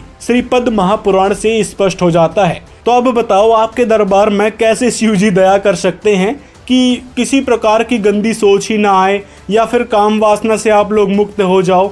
मतलब आपके भगवान ही जब मुक्त नहीं हो पाए तो आप लोग कैसे इस काम वासना से मुक्त होने का दावा कर सकते हो। आगे आपको एक और प्रमाण दिखाते हैं शिव जी के बारे में। देखिए यहाँ पर श्रीमद् भागवत महापुराण में इस प्रकरण में सुखदेव जी और विष्णु भगवान की चर्चा हो रही है। तो यहाँ पर विष्णु भगवान शिव जी के बारे में बता रहे हैं। मतलब इस प्रकरण में समझाया जा रहा है, विष्णु जी ने जब मोहिनी का रूप बनाया था और जब शंकर जी ने प्रेयर करी थी कि मुझे भी वह मोहिनी रूप दिखाइए, शंकर जी के देखते देखते वायु ने उसकी झीनी सी साड़ी करधनी के साथ उड़ा ली। मोहिनी का एक एक अंग बड़ा ही रुचिकर और मनोरम था। मतलब जहां जहां शिव जी की आंखें लग जाती वहीं लगी रहती। यही नहीं, यानी मन भी वहीं रमण करने लगता।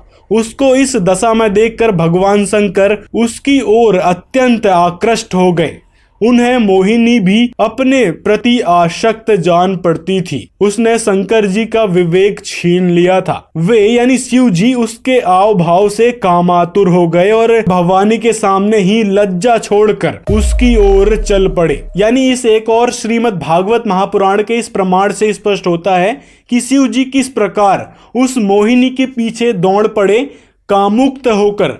मतलब यहाँ भी शिव जी अपनी काम वासना को रोक नहीं पाए, उस पर संयम नहीं कर पाए। तो सोचो कि आपके दरबार में आने से कैसे लोग काम वासना से मुक्त हो सकते हैं। तो ये दरबार जो है ये तो काम वासना एक दिन में नष्ट कर देता है, एक क्षण में नष्ट कर देता है। मतलब हद होती है बेवकूफ़ी की।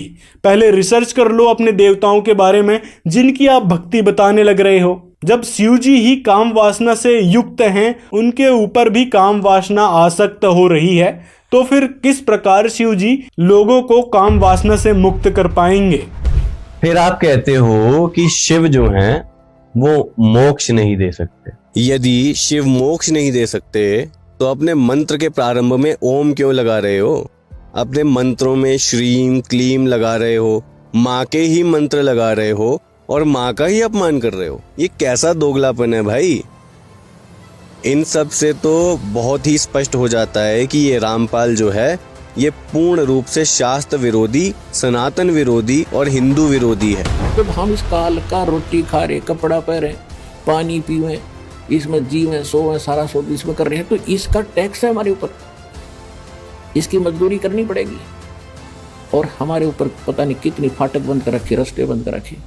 पहली चौकी गणेश जी की, जब तक ये क्लियर अगर रास्ता नहीं देगा आगे जाएंगे कहाँ। तो इन सब के हम ऋणी हैं इन देवताओं के, जो यहाँ के प्रभु हैं, प्रबंधक हैं।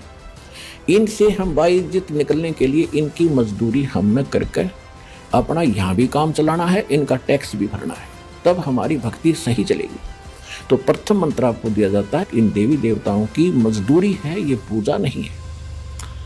अब यहाँ भी एक स्पष्ट करना चाहेगा दास के भक्ति, पूजा और साधना मंत्र क्या है। साधना तो एक मजदूरी होती है और पूजा एक हृदय से समर्पित भाव होता है, जिसको हम प्राप्त करना चाहते हैं, जिसको हम पाना चाहते हैं, जिसके हम हैं। हम इस संसार में रहेंगे, हम सबका सत्कार करेंगे, लेकिन पूजा हम अपने मालिक की करेंगे, अपने परमपति की करेंगे, जो सबका मालिक है, कबीर भगवान की करेंगे। और ये सभी जितने भी यहाँ के, जैसे असुर निकंदन रामायणी में हम सबका सत्कार करते हैं, छोटे से लेकर 500 तत्वों तक की आरती इसके अंदर आ जाती है। तो हम सबका सत्कार करते हैं। सत्कार करने से विनम्रता आती है। और ये फिर ये ब्रह्मा विष्णु महेश या जितने भी कोई भी हैं देव, ये आपको टच नहीं कर सकते। इनके ऊपर फिर डंडा है परमात्मा का कि ये आपका एक सत्कार करते हैं और फिर भी आप इनको सताओगे तो इनको ज़्यादा सजा मिलेगी। ये जो आपको विधि बता रखी, ये आपके प्रोटेक्शन के लिए है, भगवान का विधान बनाए रखने के लिए है, और आपको इस संसार रूपी सागर से पार होने के लिए सफ़र में सहयोगी रहेंगे, आपका प्रोटेक्शन करेंगे देवता, और सभी आपके घरों के चारों तरफ पहरे दिया करेंगे, तो सतगुरु कबीर साहब के इस नाम से जुड़ जाएगा। और रही बात है उस सभा में जो लोग हाथ नहीं खड़ा कर पाए थे, उन लोगों की, प्रमाण के रूप में शंकराचार्य जी की धर्म संसद देख लो। जब गुरुदेव धर्म संसद में महाकुंभ में गए थे और शंकराचार्य जी के साथ साथ अन्य सभी बैठे लोगों को वहां ओपन चैलेंज दिया और कहा कि एक गंदा कामुक विचार किसी के मन में आ रहा हो तो हाथ खड़ा करे, और आप सबको शिव की सौगंध है। तो जरा तुम ये बताओ कि क्या आप वहां पे बैठे होते तो क्या आप हाथ खड़ा कर लेते यदि आपके मन में भी ऐसे कोई विचार आ रहे होते? नहीं करते, क्योंकि लज्जा नाम की भी एक चीज होती है जो हर किसी के अंदर है, और शायद आपके भी अंदर होगी, या फिर जो लोग वहां बैठे थे उनके अंदर भी थी कि मैं कैसे हाथ खड़ा कर दूंगा, कहीं लोग मेरे बारे में उल्टा सीधा ना सोचने लगे जो आसपास लोग बैठे हैं कि भाई ये तो काम वासना से ग्रसित है और इसके अंदर काम वासना की मतलब गलत भाव आते रहते हैं। एक हे दृष्टि से लोग उसको देखते, इस कारण भी लोगों ने हाथ खड़ा नहीं किया था। ये बात खुद ही दिमाग लगा सकते हैं, मतलब एक कॉमन सेंस की बात होती है। और अगर इतनी सी ही कॉमन सेंस आपके पास नहीं है तो फिर धिक्कार है आपकी चाटुकारिता की डिग्री पर जो करौली शंकर के दरबार से आपने ली है। फिर उसके बाद आप जो नाम देते हैं वो क्या नाम है? सत सुकृत अविगत कबीर। कौन से शास्त्र में ये नाम लिखा है बताएंगे मुझे? कहाँ लिखा है? फिर आप जो मंत्र जाप देते हैं, ओम ओम ओम, क्लीम क्लीम क्लीम, हरियम हरियम हरियम, श्रीयम श्रीयम श्रीयम, सोहम सोहम सोहम, कहाँ लिखे हैं ये मंत्र? कौन से शास्त्र में है? ये कौन सी शास्त्र भक्ति आप करवा रहे हैं? प्रथम मंत्र दिखाते हैं कि प्रथम मंत्र क्या है। ये देखिएगा, ये हमारा बॉडी का चित्र है, इसमें ये कमल बने हुए हैं, ये मूल कमल में गणेश जी, और इसका ये किलियन जाप है, और इससे ऊपर स्वाद चक्र अनुष्ठान, ये स्वादिष्ठान चक्र भी कहते हैं, इसकी 6 पंखुड़ियां दूसरे कमल की, और सावित्री ब्रह्मा इसका ओम जाप है। यहाँ लक्ष्मी और विष्णु का जाप है, ये नाभि कमल है, और इसका ये हरियम जाप है। ये शिव और पार्वती रहते हैं, यहाँ परमात्मा ने इनको मंत्र दिया था, ये मंत्र। तो उसके बाद ये उनके शिष्य बने थे, उसके बाद शंकर भगवान इसी का जाप करते, इसलिए सोहम जाप यहाँ इसका कहा गया। अब यहाँ देखिएगा, ये दुर्गा है, इसका ये 16 पंखुड़ियों का कमल है, कंठ के अंदर है, और ये इनका जाप है। और यहाँ और आगे अलग, ये तो फिर केवल मालिक ने संदेश दिए हैं। अब ये हैं इस शरीर से, इस पिंड से यहाँ तक बरी होने के लिए हमने ये मूल मंत्र जाप करने हैं। कैसे करने हैं ये नहीं खोलूंगा, वो तो जो उपदेश लेगा उसी को बताऊंगा। प्रथम चरण में संत रामपाल जी महाराज जो नाम दीक्षा अपने शिष्यों को देते हैं, क्या वो प्रमाणित हैं? अब आपको दिखाते हैं गरीब दास जी महाराज द्वारा रचित अमर सदग्रंथ से प्रमाण। देखिए ब्रह्मवेदी अंग। अब देखिए मुक्ति मुद्रा अंग से ये प्रमाण। अब देखिए ब्रह्मकला अंग से प्रमाण। फिर ये आगे का मंत्र क्या देते हैं? ओम सोहम, ये इनका सतनाम है। और कबीर साहब क्या कहते हैं? सत्य नाम कोई नाम नहीं, ये है आत्म रूप। कि सत्य नाम कोई नाम नहीं है जपने वाला, ये आत्म स्वरूप है। जिसने आत्म स्वरूप को जान लिया उसने सत्य नाम को जान लिया। और कबीर साहब ने तो सोहम के ऊपर भी काफी व्याख्या की है, उस पर भी एक अलग वीडियो बनाएंगे, काफी लंबा विषय है। अब देखते हैं संत रामपाल जी महाराज जो द्वितीय मंत्र यानी सतनाम दीक्षा में देते हैं, क्या वो उन्हें शास्त्रों से प्रमाणित कर पाएंगे? देखते हैं। सतनाम इस दास के पास है, 2 अक्षर का है, जो आदमी धर्मदास साहिब जी को कबीर परमात्मा ने सीधा दिया था, जिसमें एक ओम है, जैसा कि आपको कबीर सागर में और कबीर पंथी शब्दावली में प्रकट दिखाएंगे। अभी उसमें स्पष्ट लिखा हुआ कि ये मंत्र धर्मदास जी को दिया गया था। इनके पास वो मंत्र ही नहीं, सतनाम ही नहीं है, तो इनके पास पाप नाश कैसे होंगे? ये तो दुनिया को डुबो रहे हैं। धर्मदास जी को कौन सा नाम मिला? ये देखिएगा, कबीर सागर, खेमरा श्री कृष्ण दास प्रकाशन मुंबई। ये है कबीर सागर, संपूर्ण 11 भाग। अब आगे देखो, अब 62 के ऊपर क्या बताया है? ज्ञान प्रकाश 62 पृष्ठ पे है। यहाँ देखो 62 पृष्ठ पे क्या बताया है? सतगुरु कबीर साहब बताते हैं, धर्मदास ने पूछा कि कौन जग जीते कौन जग हारे, और कहो कौन विद काज समारे। अब परमात्मा ने उसको नाम दिया, वो नाम बताते कौन सा दिया धर्मदास जी को, वो सतनाम क्या है। इंद्री जीते साधुन सो हारे, कहे कबीर सतगुरु निस्तारे। जो इस तरह जाप कर लेगा उसको सतगुरु पार करेगा। सतगुरु सो सतनाम लखावे, वो सतगुरु है जो सतनाम बतावेगा समझावेगा। और सतपुर ले हंस पहुंचावे, सतपुर सतलोक में। अब ये आ गया वो सतनाम 2 अक्षर का। ओ हम सो हम जानो वीरू, और धर्मदास सो कहे कबीरू। अब यहाँ परमात्मा ने इसको थोड़ा सा गुप्त कर दिया, ओम को ओ हम लिख दिया, इनका समझ ना आई बात। सो हम ओम जानो वीरू, धर्मदास सो कहो कबीरू। अब सतनाम सुमरण करे और सतगुरु पद निज ध्यान, आत्म पूजा जीव दया, लह सो मुक्ति अमान। अब इससे एक तो ये सिद्ध हो गया कि परमात्मा के नाम से जीव की मुक्ति होगी उस सतनाम तय। और सार नाम अलग है, आदि नाम भी कहते हैं उसको। फिर इनका सार शब्द आता है, सार नाम क्या कहते हैं, आदि नाम है सत्य कबीरा। अब भाई साहब सत्य भी लिखने में आता है, कबीरा भी लिखने में आता है। और कबीर साहब कह रहे हैं 52 अक्षर लोक तरह सब किछ इनमाही, ए अक्षर खिण जाएंगे वो अक्षर इनमें नाही। कि 52 अक्षरों में तो ये अक्षर आते ही नहीं है, तो सत्य भी 52 अक्षरों में है, कबीर भी 52 अक्षरों में है। यहाँ पे तुम कंफ्यूजन क्रिएट करते हो ना। अब सार नाम जिह्वा से न्यारा है और तुम लोग कह देते हो कि श्वासों से जपा जाता है। श्वासों से तो तुम लोग सतनाम जपते हो, मैं सार नाम की बात कर रहा हूं। अगर सार नाम आदि कबीरा है, सत्य कबीरा है, तो ये जिह्वा से तो जपा जा रहा है भाई, तो कहां से हो गया सार नाम ये 17 पृष्ठ है ज्ञान बोध का। अब यहाँ क्या लिखा है, कहे कबीर सुनो धर्मदासा, आदि नाम मैं कहूं सब पासा। आदि नाम को मैं बोलकर सुनाता हूं, यहाँ देख नीचे आ गया। ऐसा सब जग जीव गुराई, धर्मदास मैं तुम्हें सुनाई। जो मैंने तेरे को नाम बता दिया ना, सबको बताना। आदि नाम में भाग सुनाई, और ये जग जीव न चेता भाई। वो ने कहा के पारा कहा नहीं जाई, एक मैंने बोल के सुनाया परमात्मा। आदि नाम सबको दर्शाया, जग जीवों को ज्ञान सुनाया।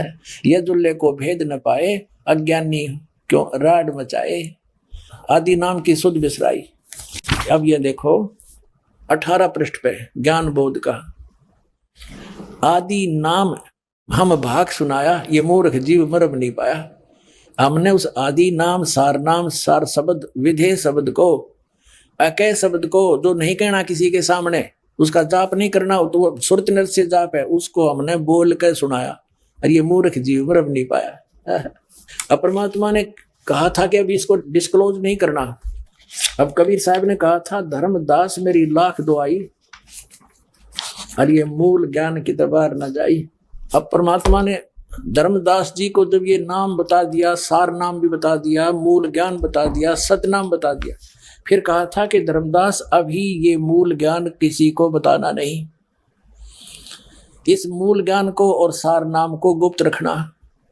धर्मदास मेरी लाख दुहाई, ये देखिएगा जीव धर्म बोध सागर का ही है ये 1937 पर सत कबीर वचन। धर्मदास तो ये लाख दुहाई, और सार शब्द बार नहीं जाई। सार शब्द बार जो पर ही बिचड़ी पेड़ी हंसनी तेरही। युगन युगन तुम सेवा कीना, ता पीछे हम यहाँ पर दीनी। कोटिन जन्म भक्ति जब कीना, सार शब्द तब ही पहचीना। जब तुझे सार शब्द बताया मैंने। अंकुरी जीव होए जो कोई, सार शब्द अधिकारी सोई। सत कबीर प्रमाण बखाना, ऐसो कठिन पद निर्वाणा। अपनात्मा समझदार व्यक्ति को संकेत बहुत होता है। सार शब्द पाया जब लोई, आवागवन बहुर ना होई। गरीब सतगुरु सो हम नाम दे, गुज बीरज विस्तार। बिन सो हम सीजे नहीं, मूल मंत्र निज सार। गरीब सो हम ऊपर और है, सत सुकृत एक नाम। सब हंसों का वंश है, सुन्न बस्ती नहीं गांव। जैसा कि आप सब देख सकते हैं, संत गरीबदास जी महाराज जी ने अपनी वाणी में बिल्कुल साफ साफ लिखा है कि ओम सोहम मंत्र जपिए, यानी ओम सोहम मंत्र का जाप कीजिए, जो आपको पूर्ण गुरु से प्राप्त करना होता है। गरीबदास जी ने ओम सोहम मंत्र की इतनी महिमा बताई है कि इन मंत्रों के बराबर 14 लोक भी नहीं है। तो दोस्तों इस वीडियो में बस इतना ही। अगले वीडियो में और पर्दाफाश करेंगे इस करोली शंकर के चेले का और साथ में करोली शंकर उर्फ संतोष सिंह भदौरिया का, कि किस प्रकार वो पाखंड भरी बातें करते हैं और हमारे पवित्र शास्त्रों में आखिर लिखा क्या है। तो मिलते हैं अगले वीडियो में। इस वीडियो को ज़्यादा से ज़्यादा लोगों तक शेयर करें और अपनी राय कमेंट में भी ज़रूर बता दें।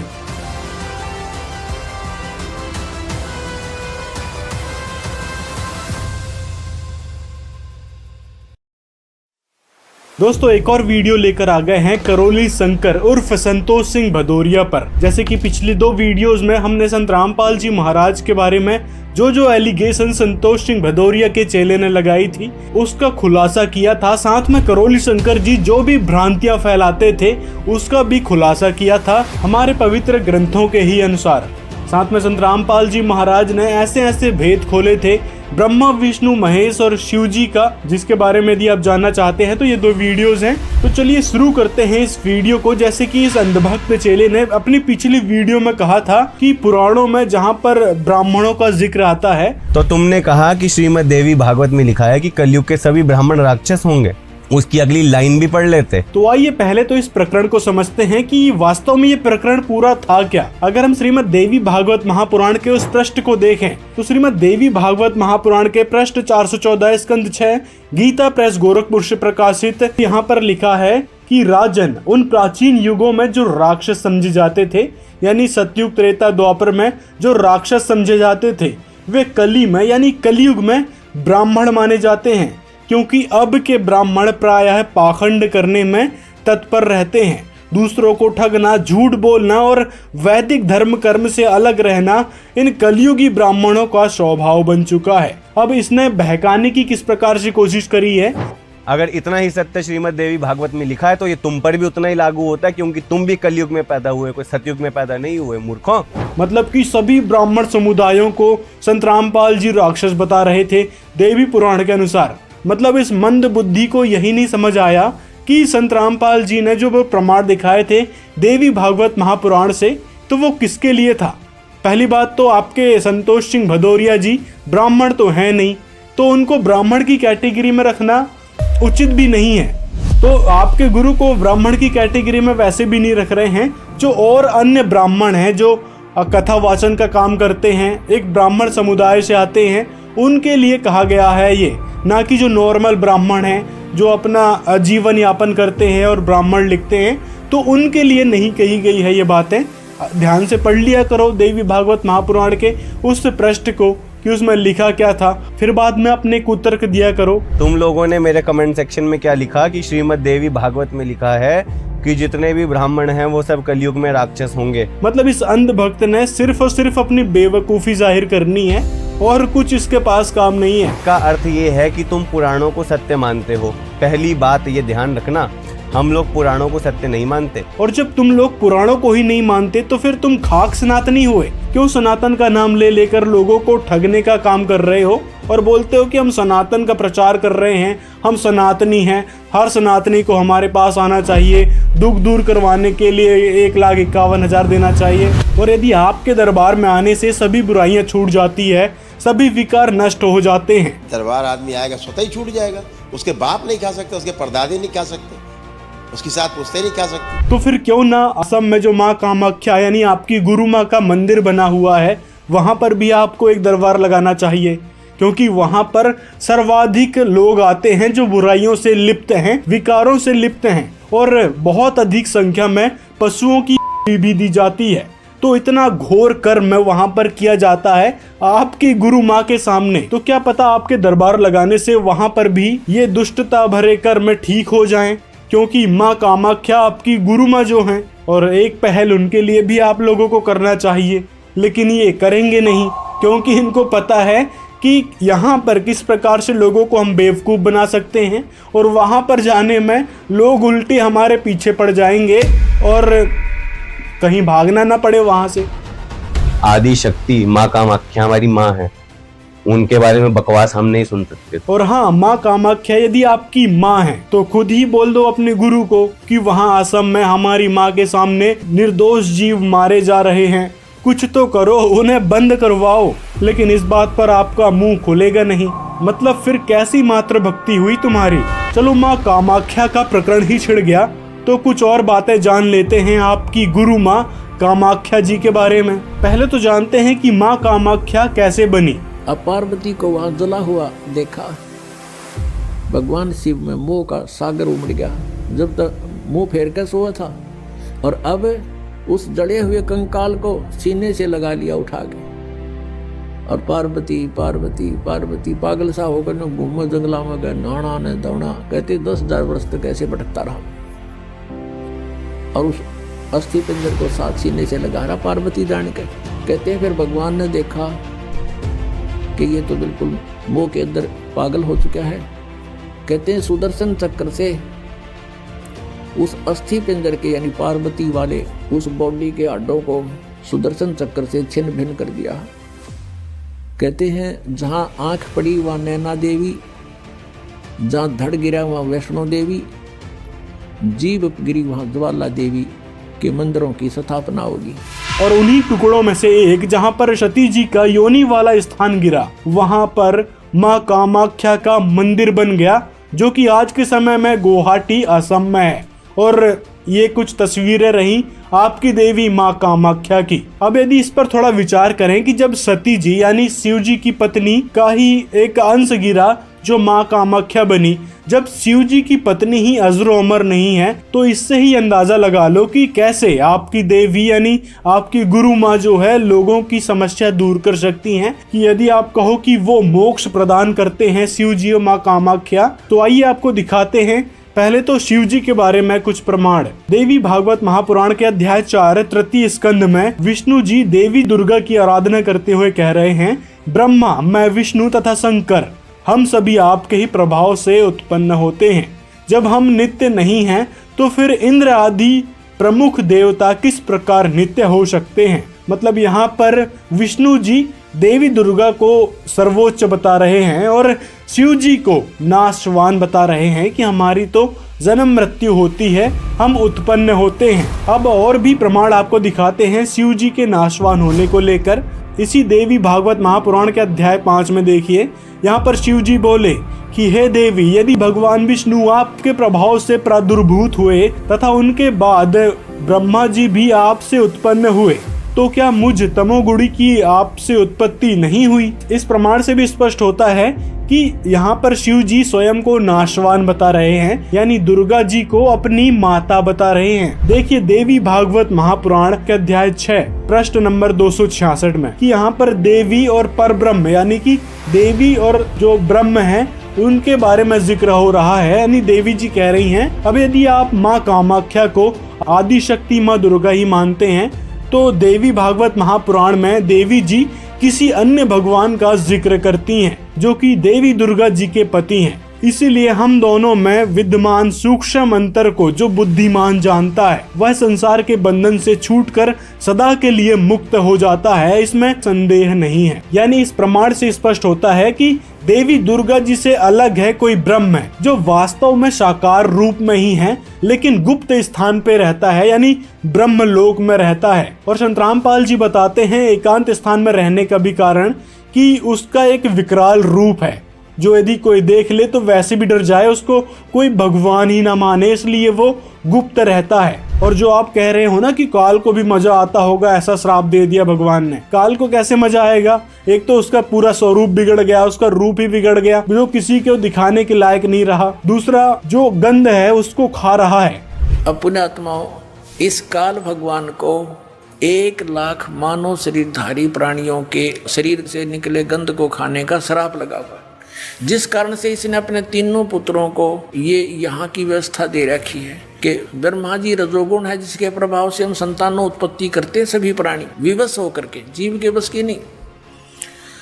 और सतोगुण श्री विष्णु जी के सतोगुण के प्रभाव से हम एक दूसरे में जकड़े हुए हैं, हमारे अंदर इतनी ममता भर रखी है, हमारे बस का नहीं से दूर हो सके। और तीसरा जो संहार करता है शंकर भगवान, ये भी काल का पुत्र है।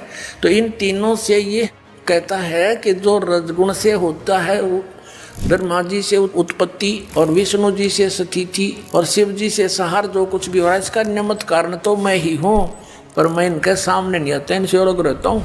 यदि दोस्तों संत रामपाल जी महाराज बताते हैं कि उस समय परमात्मा ने यह श्राप नहीं दिया होता तो आज ये काल जो है किसी को इंसान नहीं बनाता, किसी को मनुष्य नहीं बनाता, सबको इसी प्रकार तड़पाता, 84 लाख योनि में डाल देता।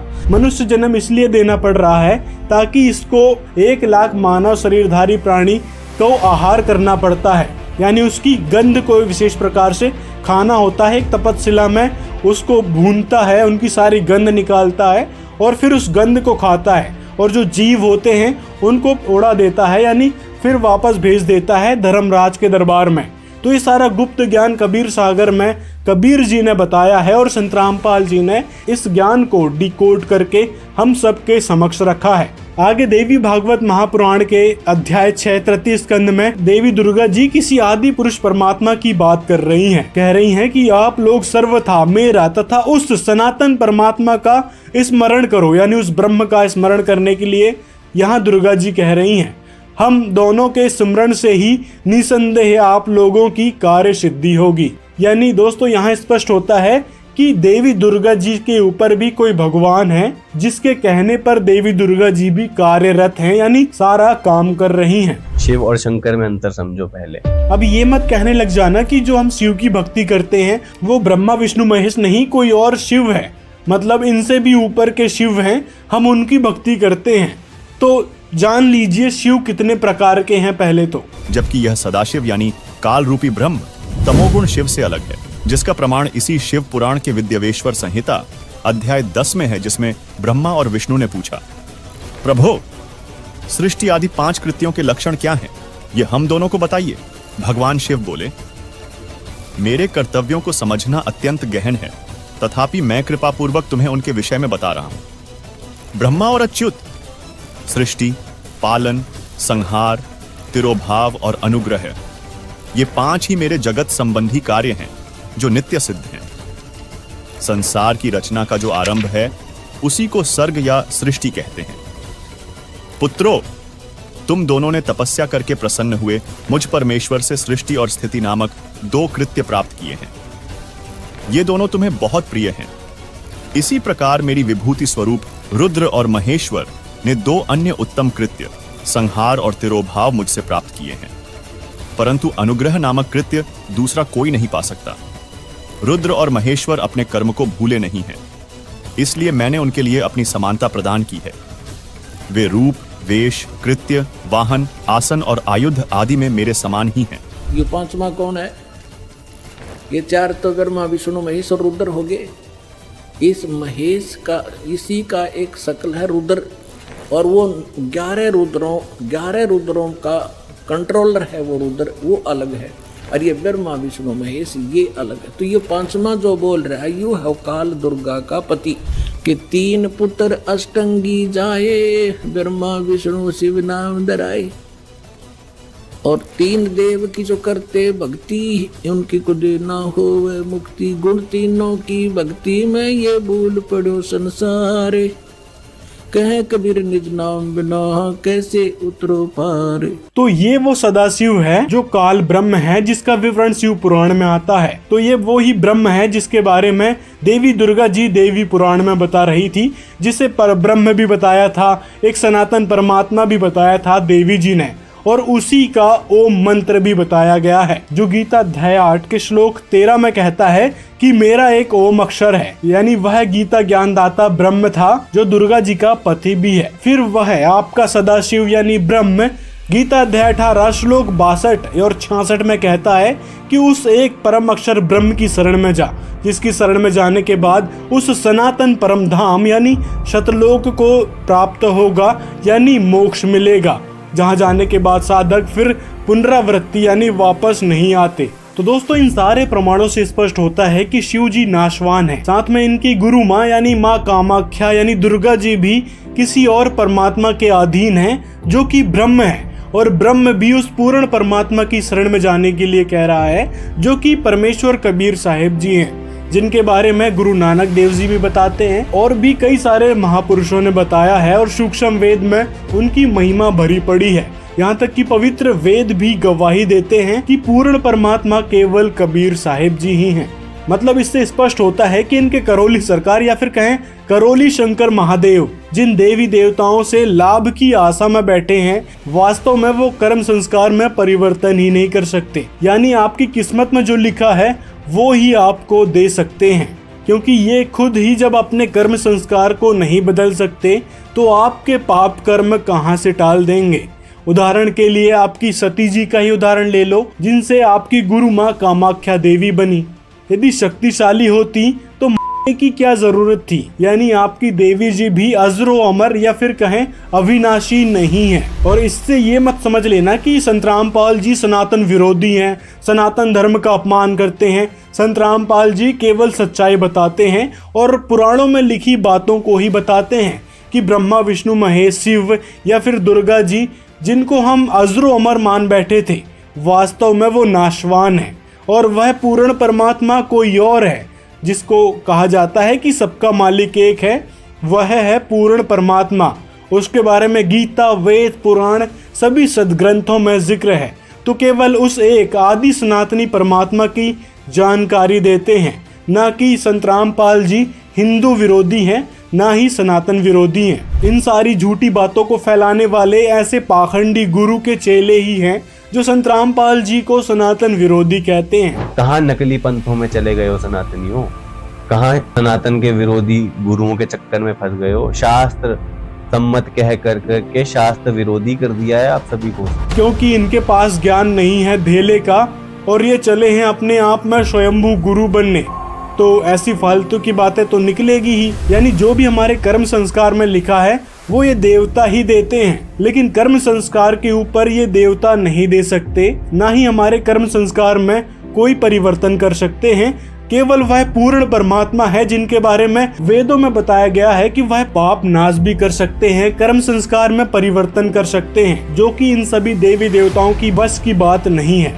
और रही बात पाप कर्म काटने की, कि जो आप दावा करते हैं कि दरबार में आने से 401 प्रकार के सभी पाप कर्म समाप्त हो जाते हैं, बीमारियां दूर हो जाती हैं, तो श्रीमद् भागवत महापुराण में तो श्री कृष्ण जी ये बात कह रहे हैं कि मिट्टी, पत्थर, काष्ठ आदि पार्थिव विकारों को ही इष्ट मानता है तथा जो केवल जल को ही तीर्थ समझता है, ज्ञानी महापुरुष को नहीं। वह मनुष्य होने पर भी पशुओं में भी नीच और गधा ही है। तो यहाँ से दोस्तों आप समझ सकते हैं, जो मूर्ति पूजा करते हैं, मिट्टी की प्रतिमाएं बना लेते हैं, पत्थर की प्रतिमाओं की पूजा करते हैं इष्ट मानकर, इससे स्पष्ट है कि जो भी आप देवताओं की साधना कर रहे हैं उससे पाप कर्म नष्ट नहीं हो सकते और ना ही ये देवता कर्म संस्कार में परिवर्तन कर सकते हैं। और इन्हीं सारी झूठी बातों को बोल बोल कर आपके गुरुदेव करौली शंकर उर्फ संतोष सिंह भदौरिया जी आपको दिग्भ्रमित करने में तुले हैं और पैसे ठग रहे हैं। अगर वो ये कहते हैं कि ये जो निचले दर्जे के देवी देवताओं की भक्ति करके इनसे वो आपको मुक्ति दिला देंगे, तो श्रीमद् भगवद गीता अध्याय 9 श्लोक 25 पढ़ लो ना। गीता ही तो पढ़ाते हो ना सबको, उसमें श्री कृष्ण कह तो रहे हैं कि जो जिसको भजता है वो उसी को प्राप्त होता है। हाँ, तो ये श्लोक आप पर ही फिट बैठता है, क्योंकि आप ही लगे हो इन देवी और देवताओं की पूजा में, उनकी आराधना में। इसका मतलब है कि आपके ढोंगी और पाखंडी बाबा करौली शंकर को मोक्ष से कोई लेना देना नहीं है। केवल भगवान और देवी देवताओं के नाम से धन ऐंठना ही उनका उद्देश्य जान पड़ता है। ये तो बड़ी दोगली बात है कि इनका कर्जा खत्म करके फिर आपको आगे जाना है। तो अगर कबीर इतना पावरफुल गॉड होता, अगर परमात्मा होते वो, तो वो सीधा ही ले जाते भाई कोई। हाँ, इस हिसाब से देखा जाए तो आपके गुरु संतोष सिंह भदौरिया यदि पूर्ण गुरु होते तो भक्तों को डायरेक्ट ठीक कर देते। क्यों फिर हवन का ढोंग करते हो? क्यों 1.5 लाख रुपए या फिर 100 रुपए की पर्ची बनवाते हो? उठाओ पुराण, जिन पुराणों को पढ़ते हो। जब महादेव और माँ महाकाली किसी की रक्षा करने आते हैं, किसी मर्जी का वरदान हो, कुछ हो, छुड़ा कर ले जाते हैं तुरंत। हाँ, और वही महादेव आपकी माता यानी उनकी पत्नी सती जी के शरीर को लेकर चारों तरफ घूम रहे थे। क्यों नहीं जीवित कर दिया आपके महादेव ने माता सती जी को? और ये हमने अनुभव किया है। आपके ही अनुभव ने बता दिया कि आपके गुरु संतोष सिंह भदौरिया सिर्फ और सिर्फ ठगने का काम करते हैं। ना ही उनके पास तत्व ज्ञान है, ना ही कोई शास्त्रों की समझ है। इसीलिए कहा सो सतगुर प्यारा मेरे नाल है, जिथे किथे मैनू ले छड़ाई की। पूर्ण गुरु होता है कहीं मर्जी फंसे हुए हो छुड़ा लेगा तुरंत। वो ये नहीं कहेगा कि इसकी नाम कमाई करके पहले इसको कर्जा दो, तो फिर वो पूर्ण गुरु है ही नहीं। आपकी ही बातों से सिद्ध होता है कि आपके गुरु करोली शंकर पूर्ण गुरु नहीं है, क्योंकि वो समस्या को दूर करवाने के नाम पर पैसे लेते हैं और फिर समस्या दूर करने का नाटक भी अपने पैड एक्टर्स से करवाते हैं। साथ में समस्या ठीक ना होने पर पैसे रिफंड करने का दावा करते हैं, लेकिन देते नहीं हैं। तो सबसे बड़ा काल का दूत आपके ज्ञान के अकॉर्डिंगली वही होना चाहिए, क्योंकि कर्मों का हिसाब किताब तो काल मांगता है ना। हमारे ही ज्ञान के अकॉर्डिंग आपके गुरु संतोष सिंह भदौरिया काल के दूत हैं, जो लोगों को भ्रमित करने में लगे हैं, जो काल के जाल में फंसा कर रखे हैं। इसमें कोई शक की बात नहीं है। और बाणी कहती है जिसनु तेरी नदर ना लेखा पूछिए, कि जिस पर पूर्ण गुरु की कृपा हो जाए उसको कोई कर्मों का लेखा नहीं पूछता। और हमारे दरबार में लोग स्वस्थ कैसे होते हैं? इसी तरह से तो होते हैं, उनके पिछले जन्मों के कर्म भोग जो है वो नष्ट कर दिए जाते हैं, तभी तो कैंसर, एड्स जैसी बीमारियां ठीक हो रही हैं। और कैसे हो रही है? ये वाणी संत रामपाल जी महाराज पर फिट बैठ रही है, ना कि आपके गुरु करोली शंकर पर, क्योंकि कर्म संस्कार में परिवर्तन केवल संत रामपाल जी महाराज ही कर सकते हैं, जिनके पास वह यथार्थ मंत्र है और परमेश्वर की यथार्थ भक्ति विधि है, जो गुरु नानक देव जी भी करते थे।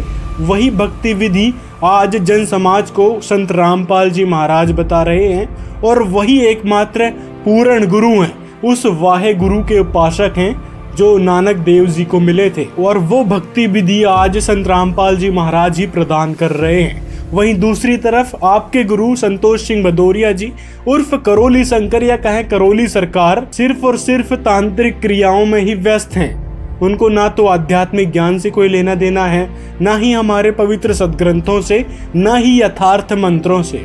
साथ में सनातन का नाम ले लेकर ठगना, भोले भक्तों को लूटना एकमात्र आपके गुरुजी और आप लोगों का उद्देश्य है। असली सनातनी केवल और केवल संत रामपाल जी महाराज हैं, जो शास्त्र अनुकूल भक्ति विधि बता रहे हैं, जिससे हर एक साधक को लाभ मिल रहे हैं, और वो भी बिना किसी 1 रुपए खर्च किए। यदि विश्वास नहीं हो रहा तो देख लो ये वीडियो, जो स्पेशल आपके गुरु जैसे पाखंडी लोगों के लिए बनाई गई है। इसका लिंक डिस्क्रिप्शन में मिल जाएगा। कोई ऐसा संस्थान हो जहाँ बिना पैसे के काम हो जाता हो, ये बताओ। संत रामपाल जी महाराज का ही है एकमात्र वो आश्रम जहाँ 1 रुपए भी नहीं लिया जाता, बल्कि स्वेच्छा से लोग दान करते हैं। और आप लोग तो क्या करते हैं, जबरन उनसे लिखवाते हैं, यदि एंट्री करना है तो पहले पर्ची भर लो भाई 100 रुपए की, जितने लोग आए हैं सबके 100 रुपए दो। और रोग दूर करवाना है या फिर गुरुदेव से मिलना है तो उसके लिए अलग से फीस देनी पड़ती है।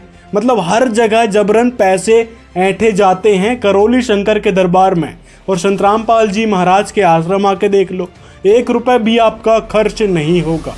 जो आश्रम का बिजली का खर्चा, पानी का खर्चा, भंडारे चलते हैं, कितना कुछ आश्रम में होता है, उसका खर्चा कहाँ से निकलेगा? क्योंकि इस दरबार में देखो चंदा चढ़ावा लिया नहीं जाता। चंदा चढ़ावे की क्या जरूरत है? जब जबरन आप मांगने लग रहे हो तो चंदा चढ़ावे की जरूरत ही क्या है? असली बात तो ये है कि गुरु तो वो होता है जो किसी से मांग कर ना खाता हो। हाँ, और आपके गुरु तो मांग कर खा रहे हैं, मतलब जबरन उनसे पैसे ले रहे हैं, यज्ञ के नाम पर, भभूति के नाम पर, एंट्री के नाम पर, आशीर्वाद के नाम पर, फिर कह रहे हो कि गुरु मांग कर नहीं खाता। गुरु नानक साहब ने कहा गुरु पीर सदाए मंगण जाए, ताकि मूल न लगिए पाए। कि गुरु होकर जो लोगों से मांग कर खाता हो, अपना जीवन निर्वाह मांग कर करता हो, उसके पैर भी नहीं छूने चाहिए। और फिर भी लगे हो आप अपने स्वयंभू गुरु करोली शंकर के पैर छूने, उनकी चाटुकारिता करने। मतलब गुरु नानक देव जी की बात आप दोहरा रहे हो तो उनकी बातों को भी तो मानो। तो आपके गुरु कौन सा कारोबार करते हैं, ये बताएंगे मुझे? हमारे गुरु जी संत रामपाल जी महाराज जूनियर इंजीनियर की पोस्ट पे थे। जब उनको ज्ञान हुआ और ज्यादा सत्संग होने लगे, तब उन्होंने रिजाइन कर दिया था अपनी नौकरी से और जन कल्याण के लिए निकल चुके। ना ही उन्होंने धन संग्रह किया, यदि कोई दान भी कर रहा है तो उनके पैसे उन्होंने इकट्ठे नहीं किए कि इकट्ठा करके अपनी तिजोरी भर ली, बैंक भर लिया। संत रामपाल जी ने ऐसा कभी नहीं किया। फिर गुरु नानक साहब ने आगे कहा, काल खाए कि हथों दे दे नानक राह पछाने से, कि अपनी रोजी रोटी खुद कमा कर खाएगा वो गुरु होता है। हाँ, तो आपके गुरु कौन सी रोजी रोटी कमाने जा रहे हैं? दिखाओ जरा उनका मजदूरी कार्ड कि यहाँ पे मजदूरी करने जा रहे होंगे वो। वो तो दूसरों से लूट रहे हैं, 1,51,000 रुपए 100 रुपए करके, और भी कई सारी फीस लेते हैं। तो आपकी ही बातों से स्पष्ट होता है कि आपके गुरु एक कारोबार चला रहे हैं, जिससे आपका जीवन यापन हो रहा है और आपके गुरु का जीवन यापन हो रहा है। वहीं दूसरी तरफ संत रामपाल जी महाराज को देखें तो संत रामपाल जी महाराज किसी से पैसा नहीं मांगते, वो केवल परमेश्वर का यथार्थ आध्यात्मिक ज्ञान सब तक पहुंचाने के लिए संघर्षरत हैं। पूर्ण गुरु ज्ञान बताता नहीं है, ज्ञान कराता है। ज्ञान अनुभव का विषय है, किताबों से ज्ञान नहीं होता। हाँ, मतलब आपके अनुभव में जो आया, मतलब जहाँ पर आपकी बातें मानी जा रही है उसको आप मान लोगे, जहाँ पर सच्चाई लिखी है उसको आप नहीं मानोगे। मतलब इसी से समझ लो कि आपकी मानसिकता कितनी गिर चुकी है और किस प्रकार आप अपने पाखंडी गुरु के बहकावे में आते जा रहे हो और अपना बुद्धि विवेक खोते जा रहे हो। तो दोस्तों, ये था करौली शंकर महादेव यानी संतोष सिंह भदौरिया जी का सच, और उनके चेले ने जो फर्जी बातें फैलाई थी उसका भी हमने प्रमाण सहित जवाब दिया है। तो वीडियो कैसा लगा आपको कमेंट में हमें ज़रूर बताएं। उस वीडियो को ज़्यादा से ज़्यादा अपने मित्रों तक भी शेयर कर दें। मिलते हैं अगले वीडियो में।